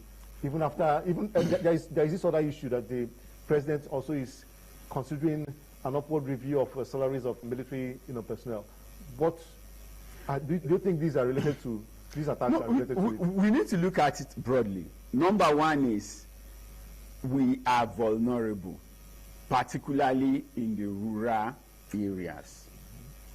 And that's where, like I said, when you are looking at the security architecture and the rings that should be looked at, it is that from the local government, from the local level, particularly the rural areas, people should not see sudden rise in purchases of food, water, and related items as just good business. They should begin to see it as an indication that there might have been an haste of unfriendly elements hiding not too far from the community. Now, in our security architecture, or if I know about maybe Kaduna and Niger, you've got the vigilante group, you've got the hunters network, you've got the religious organization network, then you've got the former security forces, you've got the army, you've got the joint operations, and of course there is the police, there is this defense. Now, what you will notice here is our local communities, the rural areas, have continued to remain vulnerable. Now, they've told us about the men. I want to be sure that in the end we need to find out, were there fertilizers kept in that village? Because fertilizers can be a target of the criminals also, because sometimes it is one of the material used producing IEDs. That's all the improvised explosive devices. Sometimes they are used. So we need to be sure. This is the onset of the farming season. In this belt, the south has started long ago, but in part of the north central, northeast, and northwest, farming season is just upsetting. So why would anybody wake up at such a time to be the time to disrupt the peace and harmony of the community? That way, preventing and concentrating on being able to produce anything. So the election can be the election, but I see this as less of an election issue. A farming village, so it's a social and economic destruction of in that locality. So we need to begin to look at how do we protect the people in the rural communities. I don't think it is the army that you actually require to do that. But of course, expanding the army, redefining their geography, having 12 divisions as against 8, I think is a good push. Now, having the right number of men to man the 12 divisions will also be good enough. But when you come to protecting those rural villages, you will still be more of looking at the police, of looking at the civil defense, the Nigeria Civil Defense Corps, of course, maybe the vigilantes, and so that the structure is built. When anything goes wrong, there are hunters of vigilantes who can rescue. There is civil defense who can communicate centrally. There is the police who at least should have some form of presence in every local government in Nigeria who can do some measure of response. So we need to build that response and that resilience from the grassroots up. Some of them in Kaduna have what you call early warning, but again at 1 a.m. that might really be too late for any of the warnings to be able to be effective. Now, it takes us back. We have what you call the National Safe School Plan, which ordinarily should have put the civil defense presence in every locality where there is a school. Now, assuming that we have activated that properly, at least in most of the rural area, you have a primary school or a secondary school. So if there are presence of the security architecture in ensuring that those schools are made safe, then what you get is that there will be an easy flow of information between that local route to the local government headquarters or the divisional police headquarters or the divisional head of civil defense, and then you can link the central security architecture in the state. It is one thing to pass information, it's another thing to respond to no, it timely. First, looking at the information passed. The situation right now is that there are no presence. When you look at Orire, they claim to have only one police station in the entire local government. Now, that is in Ogbomoso, that is in the south. You can imagine what will be happening in some of these places, in that the rest of them that you are referring to in Kaduna. I remember when the school was mass that I've done in Kaduna.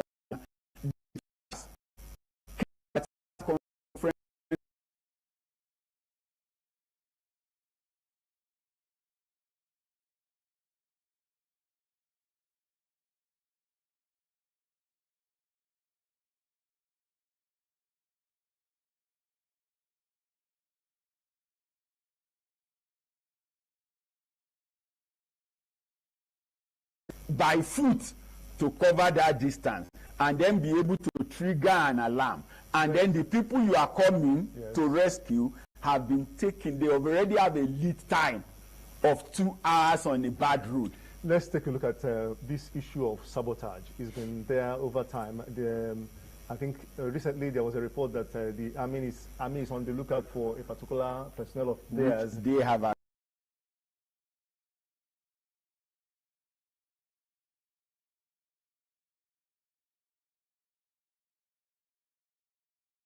agency. Are you in line of this same, and are you in line of the same thoughts? I mean, some persons saying that some persons are making money as a result of the fight against. That's the reason why Nigeria is finding it, or the government is finding it quite difficult to, tackle this particular issue. There are saboteurs everywhere in the world. So there are people who would do the wrong thing, but when you have a structure in place, right, that would work, that eventually reduces the capacity of the saboteurs to take action. But when you actually don't have, like we said, okay, they have come, they've planned an attack, and while they are planning, the official sources also is aware. Now, you have information and counter-information. Is it in the Second World War? The German government have what they call the Third Reich. Reich 3 was meant to police only the military, not, they have no business with the masses. Okay. Their duty was to check for fifth columnists and those who are not doing their job as it should be done within the system. But for you to Agenda, you cannot stand on your rights. Of course. They can delay you. Secondly, make sure that everybody have their international passport. If you are not compromised and your vehicle, their papers are okay, if you are not compromised, you have no problem. You can bluff and have your way. But if you're compromised, you're on your own.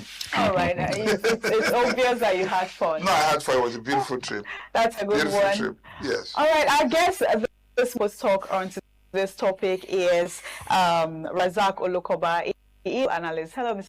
Razak, good morning. Thank you very much. Good morning. Like you said, you are looking good. And she was also looking 20 years younger.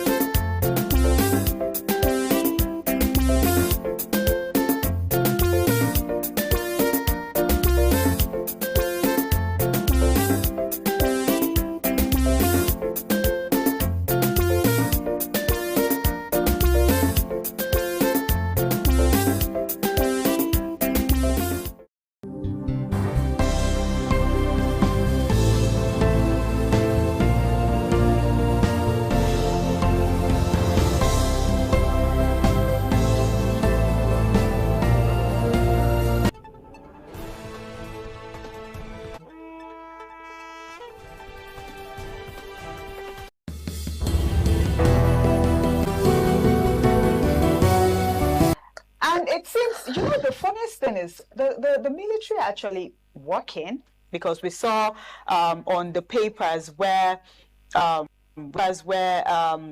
ISWAP, they were rendered some ISWAP terrorists, others bandits, and it's obvious that the military at this point, I wouldn't say they are not working, but why does it keep reoccurring? The Oyo state children and teachers, they've been released, or they've been rescued rather, and now this is another one. I mean, we kept talking about insecurity by the day. It's a major problem. What should we do at this point? I mean, what should the government do that they are not doing to help curb insecurity? Let's get to hear from you, Doctor. Yeah, you see, I feel sad. Again, permit me to refer to that short trip I made last week. I never felt so as safe in my life, especially in this part of the world. All the way through, across, you don't believe straight like that, going up, all the way through. We saw herders with cattle. No, I've never felt as safe on a road trip in recent times. No wahala, nothing, no fear, nothing. As soon as we entered Nigerian territory, I started panicking. You understand what I'm saying? And I'm wondering, what is wrong? But we had a conversation in the beginning, and that's what I would like to put across, sir. Amotekun, what is different? The Oyo thing came to a conclusive end, in a manner of speaking, But why is it different from the north, where this thing has persisted all this while? Mm-hmm. Why do we keep having this recurring? We know these things happen there. They are likely to happen again and again and again. This is probably not the last, God forbid. Okay, but it is what it is. What is different? Why is it different in the West? Is it because you have a president in government who is from the West, or why is it? Speak to it for us. Well, thank you very much. He said that she said that work will be the solution, and if I join with the question you have asked, what could be the problem? The solution. We are not the solution all the time. The Benin experience you had, thank God you said it's an African country. It shows clearly that it shows clearly that good governance is not beyond the black people. Yes. Good life is not beyond the black people. But for any country who don't is country very well, the consequence is what we are facing.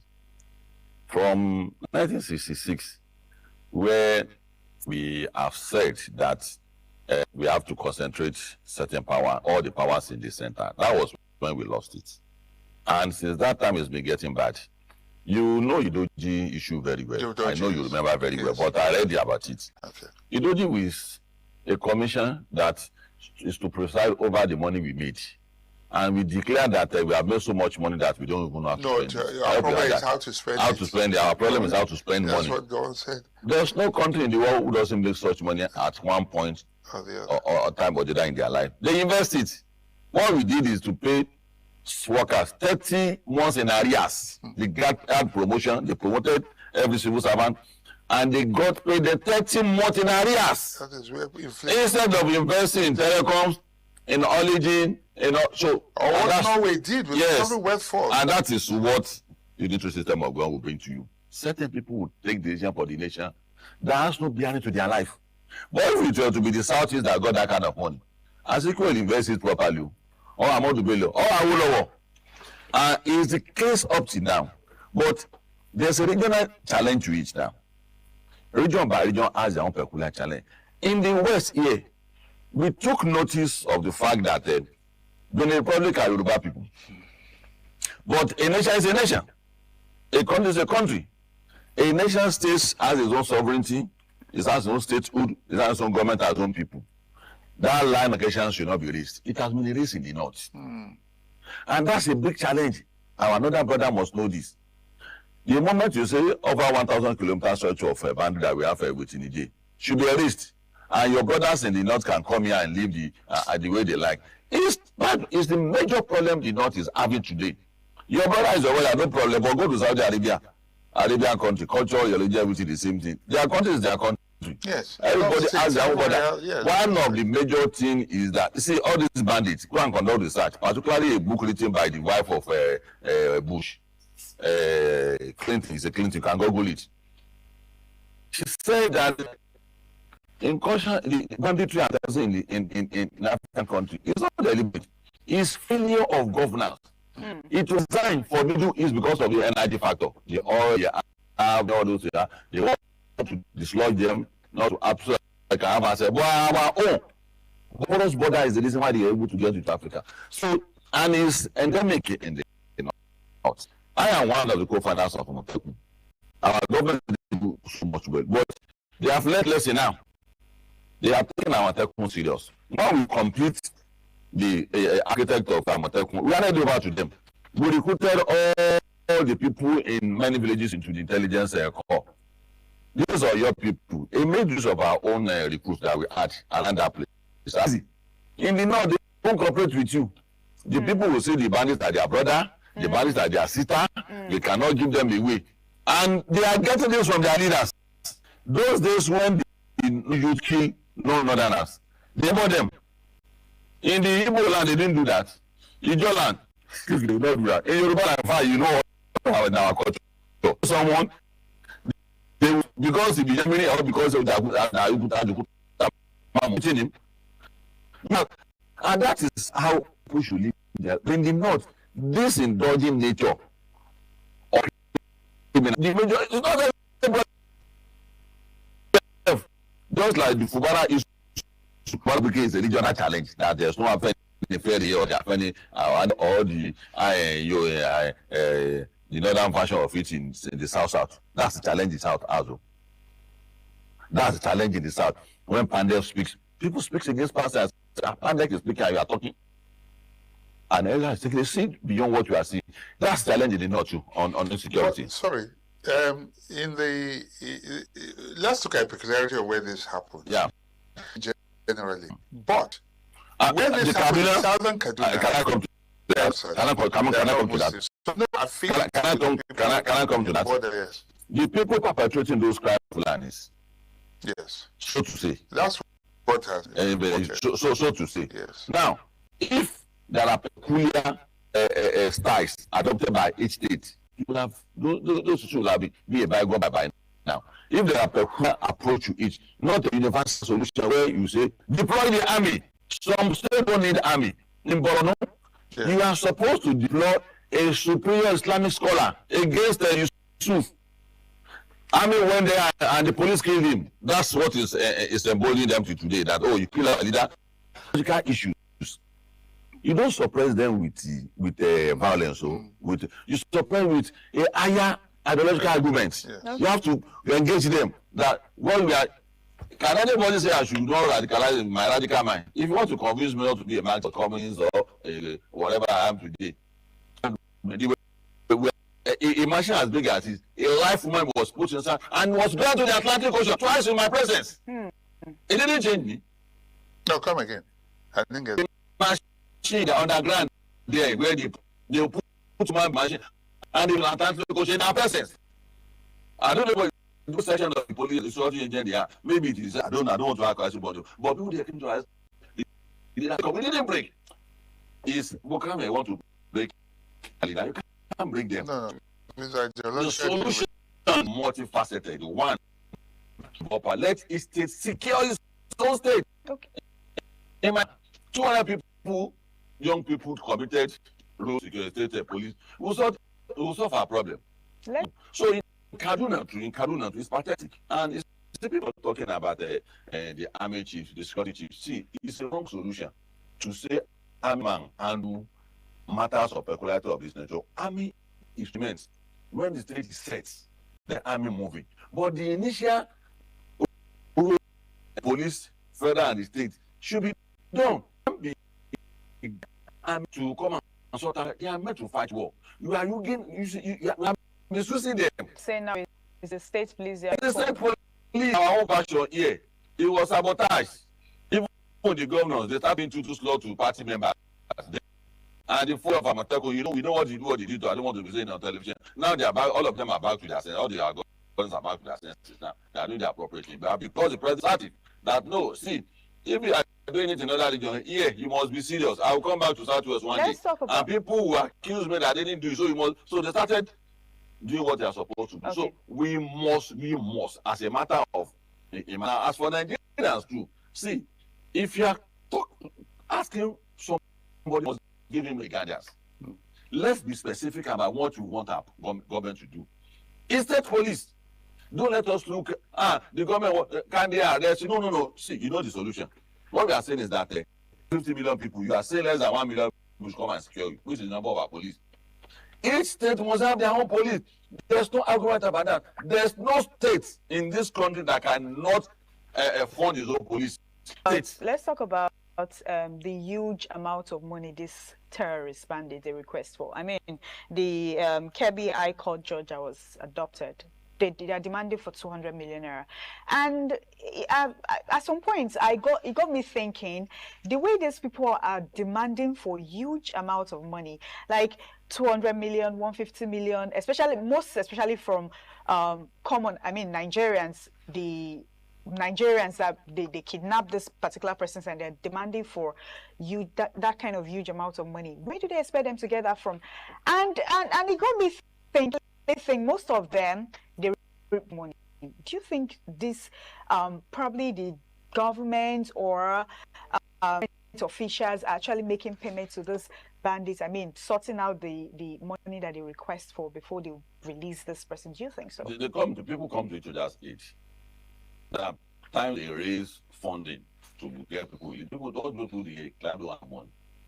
But somebody to the place what you can before they kill him. What you have, as Nigerians, that's empathy in you, and empathy you say you have 10,000, and that is what is indulging them. Do you know what causes it? There's what is called historical materialism. Historical materialism is all word that doesn't have history.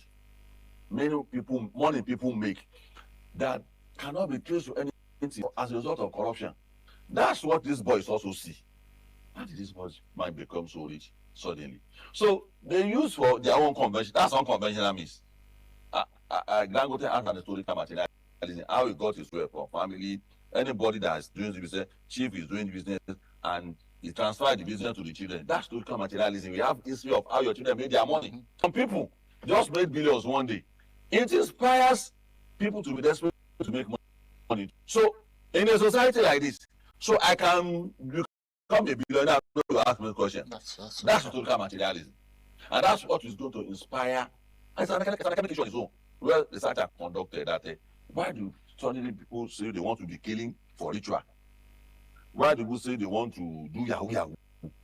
Why do people start kidnapping? It's not a coincidence. So it's a decadence in the society. And where it's coming from is that when young people wake up every day and they see, read on in newspaper, people get billions, people do that, and nothing is happening to them. It inspires them. That's not materialism. So they also demand for that kind of money. They want to get rich so quickly. And something that's defined it to us by our men of God, go to mosque in church and say that you are not, there's no place for if you are not rich in church and mosque. Because these are houses for poor people. Church and mosque is house of the poor people. Today is not like a house for the poor people. Where you see men of God, what they drive, what they eat, the kind of wife they marry. That is historical materialism for sure. And the better we grab our society before we lose our sovereignty to them. Already, there's nothing you want to do in certain part of the country that you want to go and get their permission. That's loss of sovereignty. You are losing that. Because everything is very institution. So our at the moment, it's our government. Non-state actors. Non-state. By the time non-state have become a state, and what defines the state? That's when they are in charge of a country. They are making laws already. Yeah. Laws already. The Sharia flag already. You know the Sharia flag. Muhammad said that these are our brothers.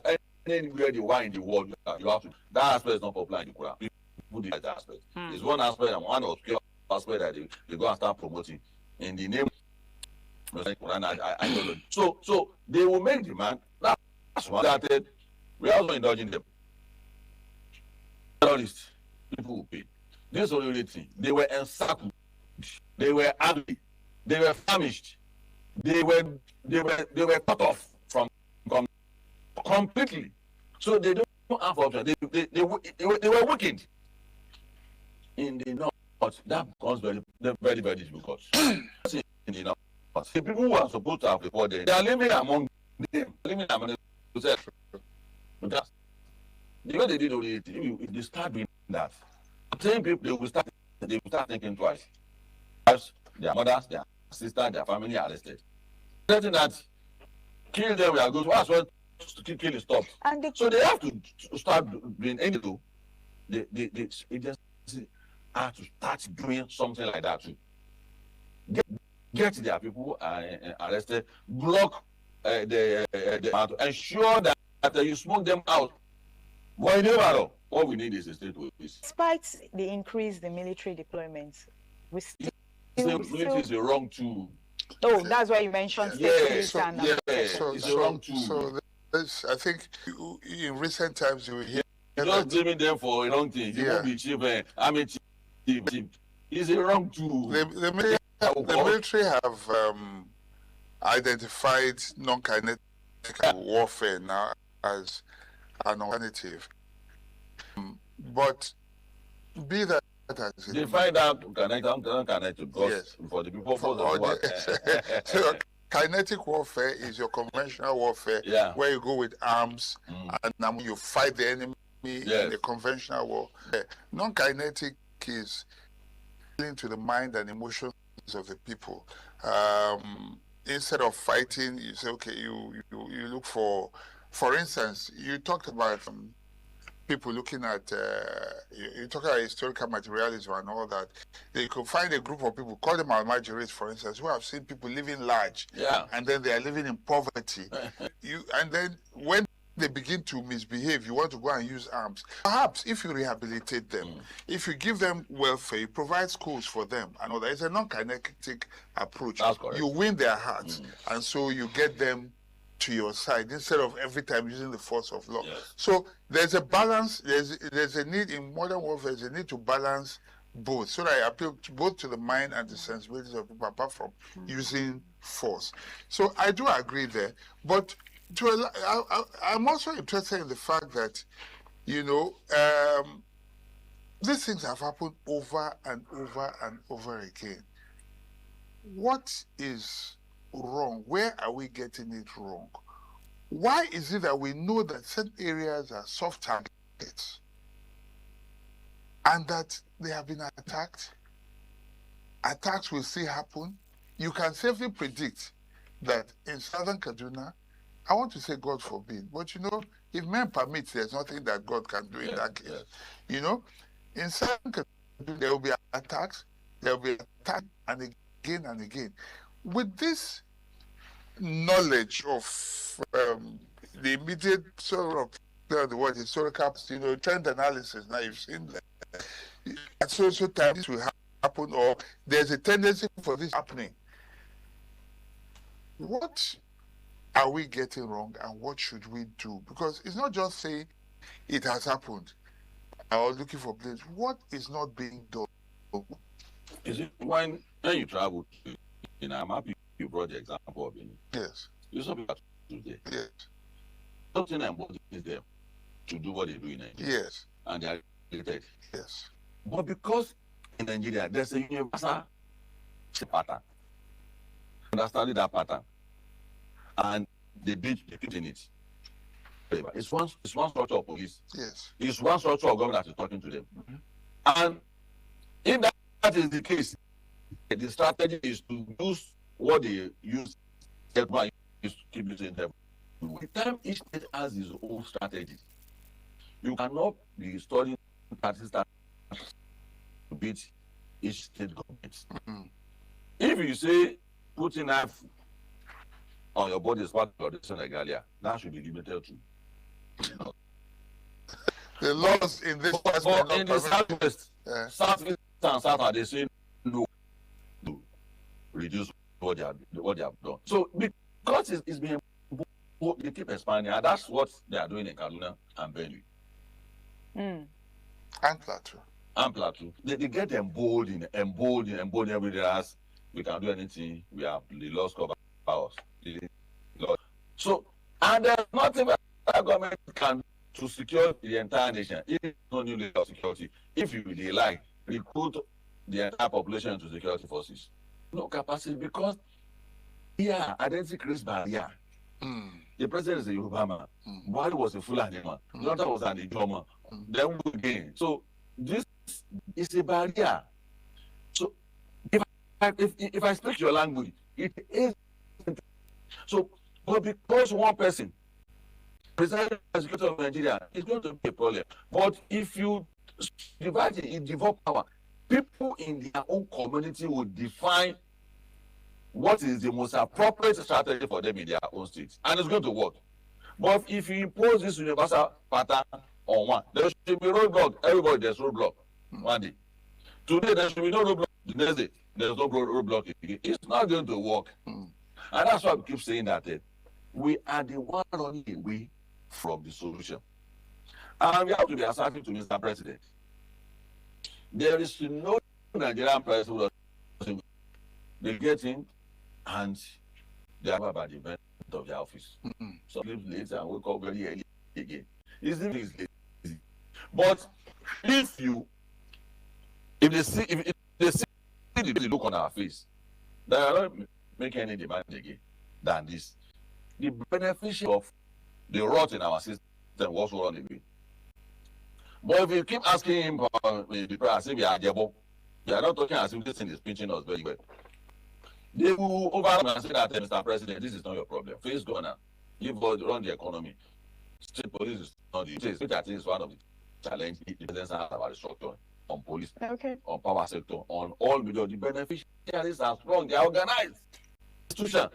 Look at what Dangote is doing for the final.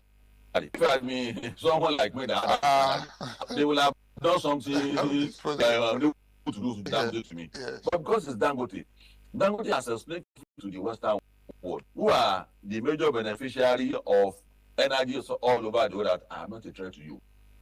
I am a capitalist like you, and I love democracy. Every economic system creates its own system. So democracy is one sustaining capitalism. I love democracy. He has explained this to them, so they didn't see him as a threat. That's why our finally survived. He's not because of any other thing, and that's why other people can answer off. The love note Trump wrote to our president. He didn't wake up. Note. He's conscious because the president also understands the thinking of the West.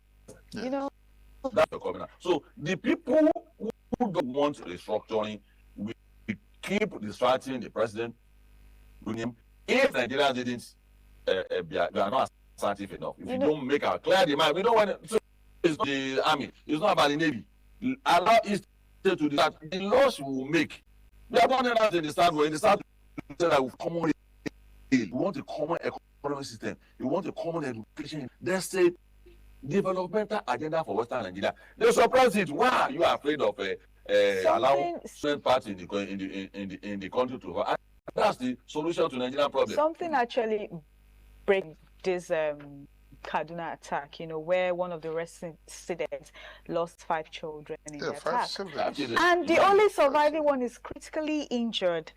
Also, persons in their house were burnt, like the head secretary in the village, his own house, was burned, and described the incident as one of the impunity. Yeah, imagine 5 children, and the only surviving one is critically injured. It's actually a whole lot. leaders should be held responsible for all these things. You have to curb your people. There's a way you do that. There's a mechanism to do all this kind of thing. Now they lost control because I've seen that they have lost control. So that's why any leader to speak in the public, because they catch him is in trouble. They are very careful. You will not. It's not for the law, because in fairness to them, it's not the law they have for Boko Haram or Iswap. Why they are saying they are our people? It's the fear for their life, self-preservation. If you see them talking that the government should do something, many leaders in the north have spoken against them, and they are down today. Many leaders, many chairmen of local government, many emirs, many of them have spoken against them. They are down today to that point. And the way out is what you have said. That not elected. Which they are also not interested in. What they are interested in is that the government should pack money and give to their senators and their governments again. And to do again, when you are getting your allocation every day. You are getting allocation every day. Now, look at the literature of the fund in the north now. There are systems that should not be planned to the national policy. The Nigeria that's used to fund Nigeria in the last 60 years. So anything we fund in the north, we use it to fund Nigeria until we say that there should be resource control, and these are people every day. It's not even to allocate 5 billion for insecurity in Nigeria, to dislodge Nigeria. And that's why I'm saying that you see, it's not because I like Ashwa. When I was with Jonathan, I met Jonathan on he cost me. I have not taken any appointment from you. Offered me, I'm saying it on television. I said, no, I don't want your appointment, sir. But you can't win this election with this attitude. I keep telling him that, Mr. President, restructure Nigeria, the empowerment you gave your people, in 6 months, we revise with one policy. It's been done today. So for us too, now too, we have to be safe and appear as if we are for this policy. That's what's going to embody the president, though. Right? If we just win the second time and go back home and say that I've done Bako, and then another person will come again. And you know say that's recorded. It's going to reverse the police, go to the reverse, and we're back to ground. So for Nigerians, we must tell the world that we know what we are doing. Given our power, let each state take charge of his own state. Imagine if I had a state police. That kind of thing will not happen. Imagine if Kaduna had state police. There's no government that was some reckless, irresponsible government to be killing people the way they are killing people in Kaduna today. No government will allow that. Because the world will watch it. The federal police will watch the state police. If Kaduna state police didn't do what they are supposed to, they will federalize it and take over. So it's money. Let's have our country back. The way these guys are going, they want to crack our sovereignty. That's their target. Look at what is happening in Sudan today. Look at what is happening in Libya. Look at what is happening in many parts of the African countries. That should not be allowed to happen to us in Nigeria. And if you are careless, it's going to happen. It's not. If care is not, it's going to happen. If Oyo were not, if they were not resettled in Oyo, God forbid, they will have entered Lagos by now because it's an incursion from Ondo axis. They got to Kwara, Kogi, so they are moving. So that was why they do what they have to do to Oyo. So the same thing in the rest of the country. They should do it. They are governors. Any governor that is having security challenge to it, all the governor responsible. All them responsible not do anything. Look at the Oyo issue. Of course, Makinde and Tinubu, they are breaking it each other's critics, but that's not our business. Our business is that these children, these people are rescued. Yeah. So there's this other aspect which I think I want to speak at now anyway. There was no GSM. We say we have no telecommunication, we have no means of communication. In the old days, we say walkie-talkie, and there was no access to it and all that. But now there's GSM. There are masts all over the country. You can call from nearly every village in Nigeria. So there's that. There are police divisions or posts spread across the country. Army units. Kaduna has more army units or military formations than anywhere else in the country. And perhaps the per square kilometer or per square mile or whatever, than perhaps maybe anywhere else I know in Africa, because there's an unusual in Kaduna State concentrate institutions and whatever in Kaduna State. Yeah. and yet it has to be one of the most vulnerable. Now, what happened to, I want to drag in an agency of government nobody has ever mentioned, or people hardly talk about, National Orientation Agency. What happens to providing numbers, giving the people tips on, you know how if you're in a public building, the muster point, you know, if something happens, this is what you do. Everybody, you hear the alarm, everybody rallies around, you gather at so-and-so place. But of course, you can't do that. You'll be sitting ducks if you do that. But what to making calls, who to call, and all that. And I heard, which means, I don't know if I didn't get it, I was told that the local government chairman, when it happened, denied it immediately that didn't happen. And you know that many of our local government chairmen, they just collect allocations and go to Abuja. Abuja is very Kaduna. Many of them leave and then some come to stay. It could be Lagos, it could be Abuja and all that. So they connect with their people. Yeah. So I want us to address the national orientation. What role has an agency like NOA got to do? And then the agencies, military agencies that we have, what are they supposed to be doing that they're not doing? And then, should we not be holding our local government chairman responsible when matters like this arise in the light of this allegation that local government chairman at first denied that such a thing happened? For local government chairman, I think we should delve much into that. Because the money they collect now is huge, whether they are collecting it or not. But in a way, they are getting their own share. There are many governors now. Yes, governors are getting so much. So it means that even before the autonomy say want small money. And there must be impacts in the life of the people. There must be impact. Nigeria has population. And population is what aids production. Yes. Adam Smith in his own as a capitalist said that what aids prosperity of a nation is actually production. Yes. When people put, so if we have population and there's no production, it means that something is wrong somewhere. Which means the layer of government that is closest to the people will have to hold them by the jugular. I agree with you completely. They are not doing enough. Of course, there are local governments in Lagos. You know, Lagos, you can't afford not to perform. If you don't have, there's a problem. Say you are not in public office. Yeah. But in public office, local government chairman that is not, the plan is drained by now, is you should. All of them are on their ears now because the social media react actively to this. But how about other states that is not Lagos, like Kaduna that you have said? What is the local government chairman doing? Because it is not their responsibility. The crisis, the people in that locality. First dialogue on that is, but what is he doing about it?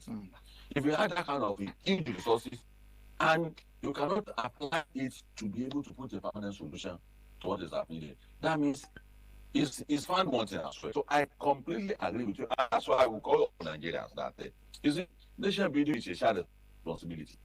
Man, I want to fall from heaven. We have to come out of this attitude that once someone is in government already, he knows what to do. No. If you employ somebody, if you didn't supervise him, you keep doing the wrong thing. So now that we have employed them, we must be supervising them. That is the area that we are lacking so much in Nigeria. All right, thank you so much. Therefore, NOA is important to say that. Of course, they have their newspaper, they are doing their paper, they have a budgetary constraint. I don't think it's about informing the people, phone numbers, where to call, and they are represented across the country. They have phone numbers. Yes, are they enlightening the people? Nobody knows this phone number because there's budgetary constraint. There should be Yoruba. They have offices. That's what.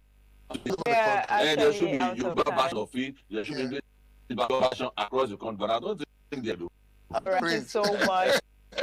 Thank you so much. What your sense is the state governments, the local government all have the role, and also state citizen will help to curb insecurity and the people in Nigeria. All right, thank you so much for your time. Thank you, Nigerians, all our viewers for joining our Lagos Network studio this beautiful morning on CMI. I am Marcelina Unkwa. Would be handing over to our Benin Network studio for the continuation and CMI. Just stay with us.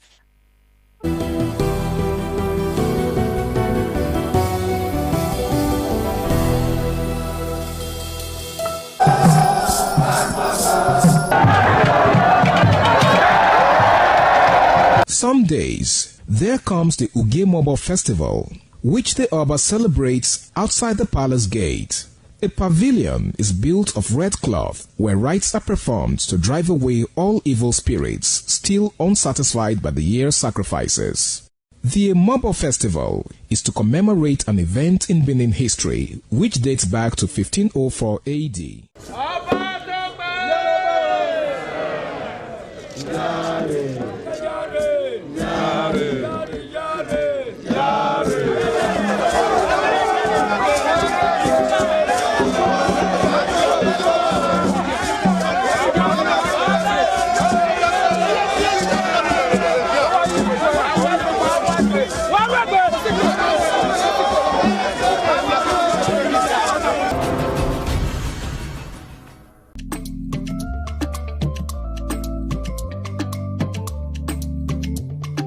The man went out to bring in thugs to come and beat her. Yeah. In a situation like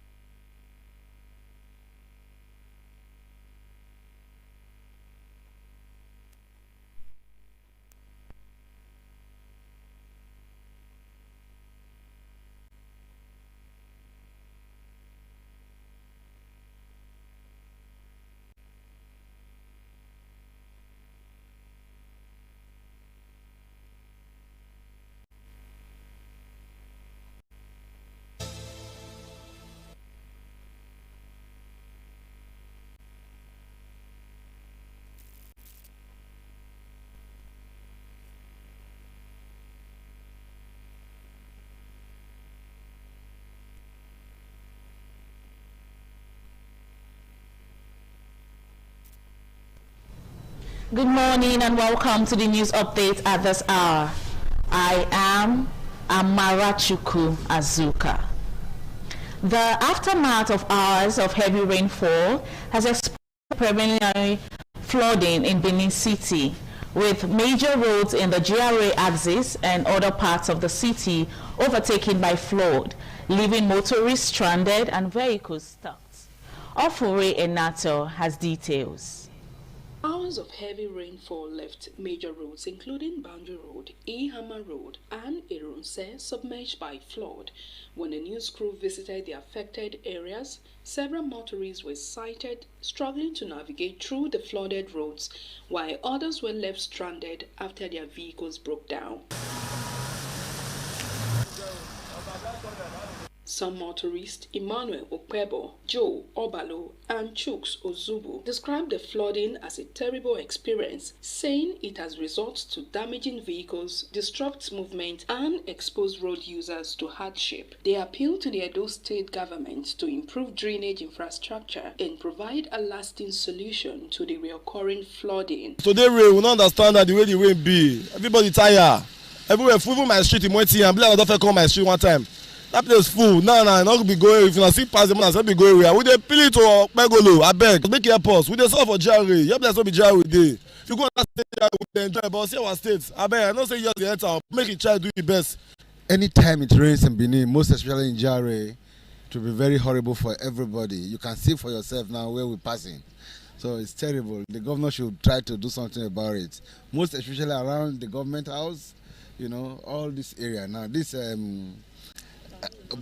Boundary Road now, you can see between here and zone 5 it's not possible. can see we have to navigate through a different street to be able to come out here. So the government should please try to do something about it. The road's so bad now. Please, may I pray the government, may help us fix the road. Right from the one, this place is very bad. From Benin, Ofuri and Neta, ITV News. Now, Benin City residents have been advised by health experts to ventilate their houses properly, wear cardigans to avoid cold and pneumonia, and maintain good environmental hygiene to prevent the breeding of mosquitoes during the rainy season. Joy Obarisi-Agbon has details. According to the Nigerian Meteorological Agency, NIMET, Edo State should expect cloudy skies with intermittent light to moderate rains and thunderstorms from July 26, 2026, with the southern region most affected. Health expert and Edo State Commissioner for Health, Dr. Cyril Adams-Oshomole, warned that malaria fever is likely to rise during the rainy season. They advised residents to ventilate their houses properly, wear cardigans to avoid cold and pneumonia, and maintain good environmental hygiene to prevent the breeding of mosquitoes. Of course, this period there will be spike. I expect to see spike in malaria. We have free malaria testing in all government hospitals. There might be spike in cholera, there might be spike in dysentery because of polluted water. So I would advise people to boil their water adequately. Boil your water. The water you boil might be better than the one you take from sachet water. Use your ITN, mosquito net, wear long-fitting clothes at night, clean your environment, avoid using stagnant water, avoid using flooded road because you never can tell. There could be open drainage, there could be potholes. Elders and parents also joined in the call, advising families to eat more fruits than junks in order to boost their immune systems against fever. What we do as parents is to ensure that we wear our children good clothes. We wear them sweater, wear them socks, make sure they are properly covered. Then also ensure that you close your rooms, you lock your doors.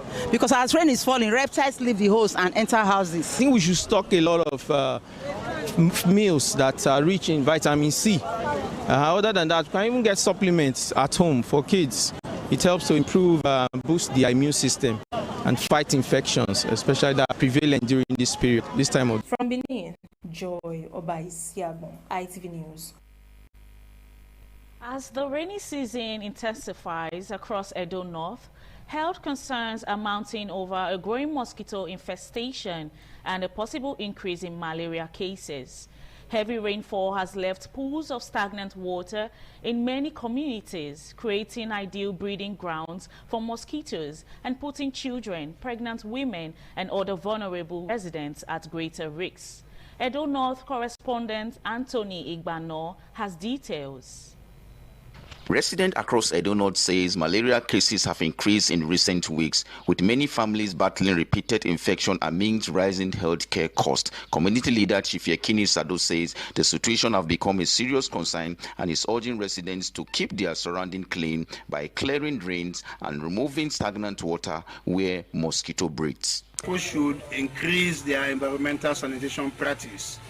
Bushes should not be allowed to grow in their environment, and anything that can collect water should be discouraged because that is one of the medium. Parents are also expressing concern over the growing number of malaria cases affecting their children. One of them, Mr. Lawani Sunday, says frequent infections have placed a financial burden on many households. He is calling for increased public awareness, affordable treatment, and wide distribution of insecticide-treated mosquito nets. Rushed her to the hospital. After the carrying out a series of tests, we discovered it was there's malaria, and that's when. A medical expert warned that malaria remains one of the leading causes of illness during this rainy season. A medical doctor, Dr. Ibrahim, advised residents to sleep under insecticide-treated mosquito net, maintain clean surroundings, eliminate mosquito breeding sites, and seek immediate medical attention whenever symptoms such as fever appears. Mosquito breed. For example, you have bushes around, or like in dry season where everywhere is dry, the earth is dead. In rainy season, the earth is alive. With the rainy season expected to continue, health experts stress that preventing malaria requires collective community action, maintaining proper sanitation, clearing stagnant water, and constantly using insecticide-treated mosquito net remain some of the most effective ways to comb the spread of the disease. Anthony Igbano, ITV News. Now, away from that, 5 days after an Enugu Air aircraft overshot the runway while landing at Benin Airport, the aircraft remains at the scene as aviation authorities continue investigation into the incident. ITV News gathered from airport officials who spoke on condition of anonymity that the aircraft has not yet been moved pending the outcome of the ongoing investigation by the relevant aviation authorities. The report filed by Valerie Ehige is represented by Joy Obarisiagbon. 4 days after the runway excursion involving an Enugu Air aircraft at Benin Airport, the aircraft is still positioned at the site of the incident. Although some airport officials maintained that the aircraft only veered off the runway and did not sustain significant damage, it has not been cleared for removal as investigators continue their assessment. A visit by the ITV News crew to the airport confirmed that the aircraft remains at the location with no visible recovery or evacuation operations taking place at the time of the visit. When ITV News crew sought an official update, airport management declined to comment, stating that the incident is still under investigation by the appropriate aviation authorities. Officials added that any formal statement on the incident would be issued by the airline's head office and the agencies responsible for the investigation. From Benin, Joy Obaisiagbon, ITV News. Lastly, on the news updates, no fewer than 24 farmers have been killed following a deadly attack by suspected bandits on farmlands in Sauna Roga community, Talata Mafara local government area of Zamfara state. The attack reportedly occurred on Wednesday, July 22, while the victims were working on their farms. Umma Mohammed has details. Residents of Sauna and Gora community say at least 24 farmers lost their lives when heavily armed bandits invaded their farmlands and opened fire on them. Several other farmers are also reportedly missing, with fears that many may have been abducted during the attack. However, the Zamfara State Police Command has confirmed 15 deaths. The police public relations officer DSP Yazid Abubakar said the figure was based on reports officially received by the command, adding that investigations are ongoing to determine the fate of those still unaccounted for. It is quite unfortunate incident that happened in Talata Mafara, where a large number of armed bandits bearing sophisticated weapons invaded some villages in Sauna. DSP Yazid Abubakar says security operatives have launched a manhunt for the attackers and intensifying efforts to restore peace across affected communities in the state. He also noted that the security situation in Zamfara state has improved significantly compared to previous years, owing to sustained operations by security agencies. The insecurity in Zamfara has reduced drastically. The police spokesperson recalled that security forces recently carried out a successful operation in Gandu Forest, where nearly 400 suspected bandits were reportedly neutralized as part of ongoing efforts to combat banditry in the state. Authorities have assured residents that operations to track down the perpetrators and safeguard farming communities will continue, while urging the public to remain vigilant and cooperate with security agencies. From Gusau, the headquarters of Zamfara State, Umma Mohammed, ITV News. And that report brings us to the end of the news update at this hour. I am Amarachuku Azuka. Thank you for watching. Good morning.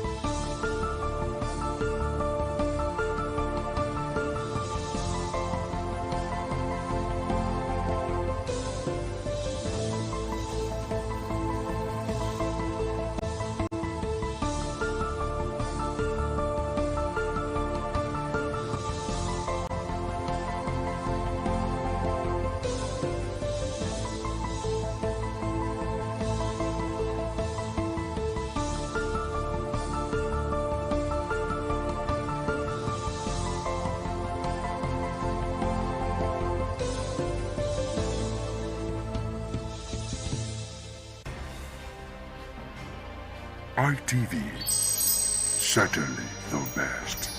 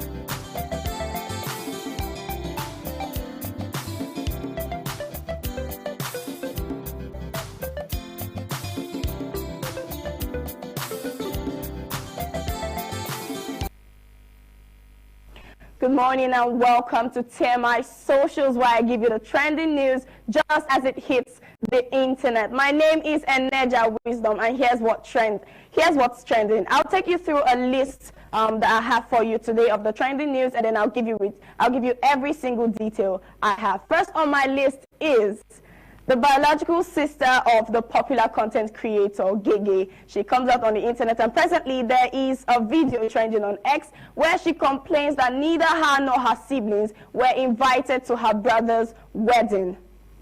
Gege did not invite any of us in our family to his wedding because we are not aesthetically pleasing. In life, you need to have money. If not, you won't be respected. Gege's sister breaks silence following her brother's wedding. Now, there's a video we can see together before we run through the comments real quick. Let's see. Invite us, so they not invite us. We are not aesthetically pleasing. We are not aesthetically pleasing, no. They not invite anybody for family, oh. Now, eight children, my mama born, no. Una see any of us for them. Una see me where we are should be. Now, I don't finally realize that to be member of your own family, you need to get money, oh, for them to show you respect. You need to get money, oh. As we not get money, my fans, they not carry us go. As we not get money, so they not invite us, so my fans. Hey, God. Oh. She says they were not invited to the wedding because, according to her brother, they are not aesthetically pleasing. She also adds that for you to be valued as a member of the family, you clearly have to be rich. Well, I'll run you through some of the reactions because, you know, Gege seems to have wrecked the internet with various videos and pictures of him and his supposed bride. He has a lot of people asking many questions, and, you know, they're wondering how our mentor gave way, you know, to love and ended up getting married after preaching against love. Here are some reactions. First here, Meme Nefer says, "Wahala for poor family member." And India on X says, "You know, no say, if you poor, you know be family member before." Rejoice Cherechi says, "The Gege that is giving boys advice can't even unite with his family." And next, Esther Ann Uduma, "They no carry us go. What happened to pay sports?" Another comment from King says, "Now women finally understand how it feels not to have money as a man." Wilson Gabriel has something else to say. He says, "When family becomes a problem, does anyone need them?" And finally, at that next picture, we can see that clearly the wedding was in fact a facade. sad, and there was no wedding at all. In fact, it was simply for a movie set and, of course, for content purposes. So, Gege did not get married. It was not a real wedding, and it was simply for content. I think that should put, ease on some of your minds already. It was a little nerve-wracking that the VC of Gege University of Wisdom and Knowledge, who usually preaches against relationship and love, finally got married. Well, not really. He isn't married. Next on my list is the president of Czech Republic. He was spotted doing something that he loves tremendously. The president of Czech Republic spends his vacation being a professional photographer for F1 and other motorsports. Petr Pavel has full media credentials and is just there for the love of the game. I think this particular one has caused people to wonder a lot of things. It has you thinking, what is your president and, of course, other leaders of different nations? What do they do with their leisure time? I'm going to run you through some of the reactions that Nigerians have online, and then we can move right through it. The first comment I have here is from Fairu. Imagine your taxes rising and then seeing the president doing a side gig. And the next one here is from Dr. Lag. If them put this camera for our president neck, he go fall. I think we have another comment there from Ifani Eloagu. My president, the president of Nigeria, is a professional tourist. He loves traveling around the world. He spent his last vacation traveling to 19 countries. On the side, he also loved visiting hospitals in other countries. Well, maybe he is a collector. Let's go to the next comment real quick. From Ohaga. He's 65 years old. Took office on March 9th, 2023, after winning the presidential election. Retired Army General, served as the Chief of the General Staff of Czech Armed Forces, served as the Chair of the NATO Military Committee. He is the real OG. I think we have a few more. Let's go right to the next comment. From Strong FC. In Nigeria, politicians don't seem to have any other job. Well, that's her own opinion, or his own opinion rather, and let's move to the next comment.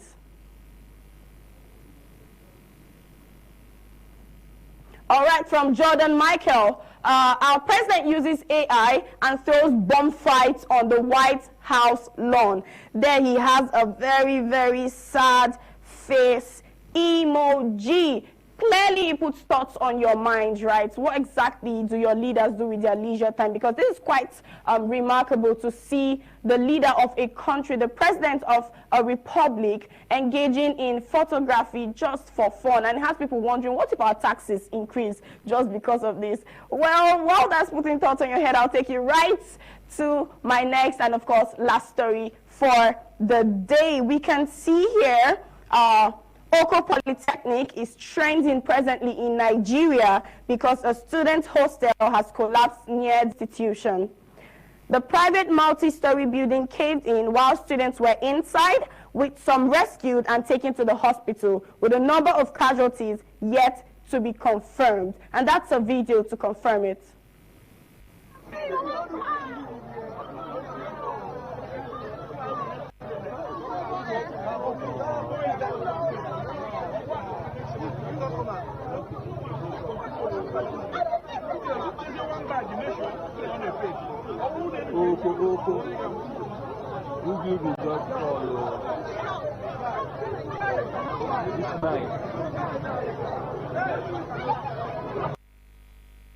Well, you see, the collapsed structure, widely identified as the Elite Star Students Hostel, was located close to the Federal Polytechnic Oko. Witnesses said a loud noise was heard before the building gave way. This is quite a sad one because we're wondering how many people were actually affected by this and were there any casualties. Here are a few comments before I call it a wrap. Well, the first comment from Isa Ifayemi. I bet this may be as a result of shoddy foundation works by a negligent contractor. And that's a crying emoji, because indeed it is a touching one. And the last comment I have here with me is from November 1. OMG. This is so bad. Hope nobody would die in this. And please arrest the owner of the house. Well, that's his opinion. And hopefully we get better details after due investigation. But for now, I'm going to call it a wrap. This is all the time I have to spend with you on TMI Social. And I will call it a day for the entirety of TMI. My name is Eneja Wisdom. Thank you for staying with me. And thank you for spending the morning with us. Goodbye for now.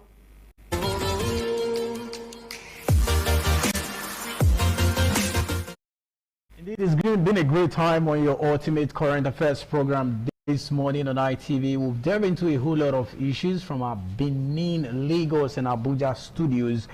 So many interesting issues that is making the round in the polity and in the politics. It's been a great time on the show today. We'll be back again tomorrow with more exciting package. On behalf of my colleagues both in Abuja, Messelina Anko, Naimeka Hanacho, Anolu Akmo Stevens, and Philip Omo, I'm Lawrence Asifo. See you on the next one. Bye for now.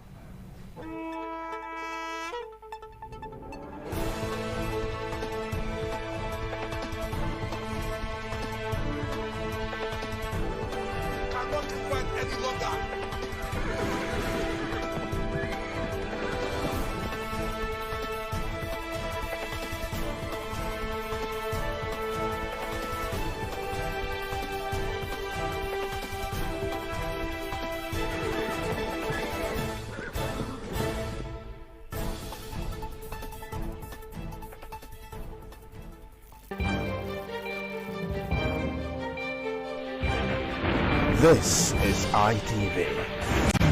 Certainly the best.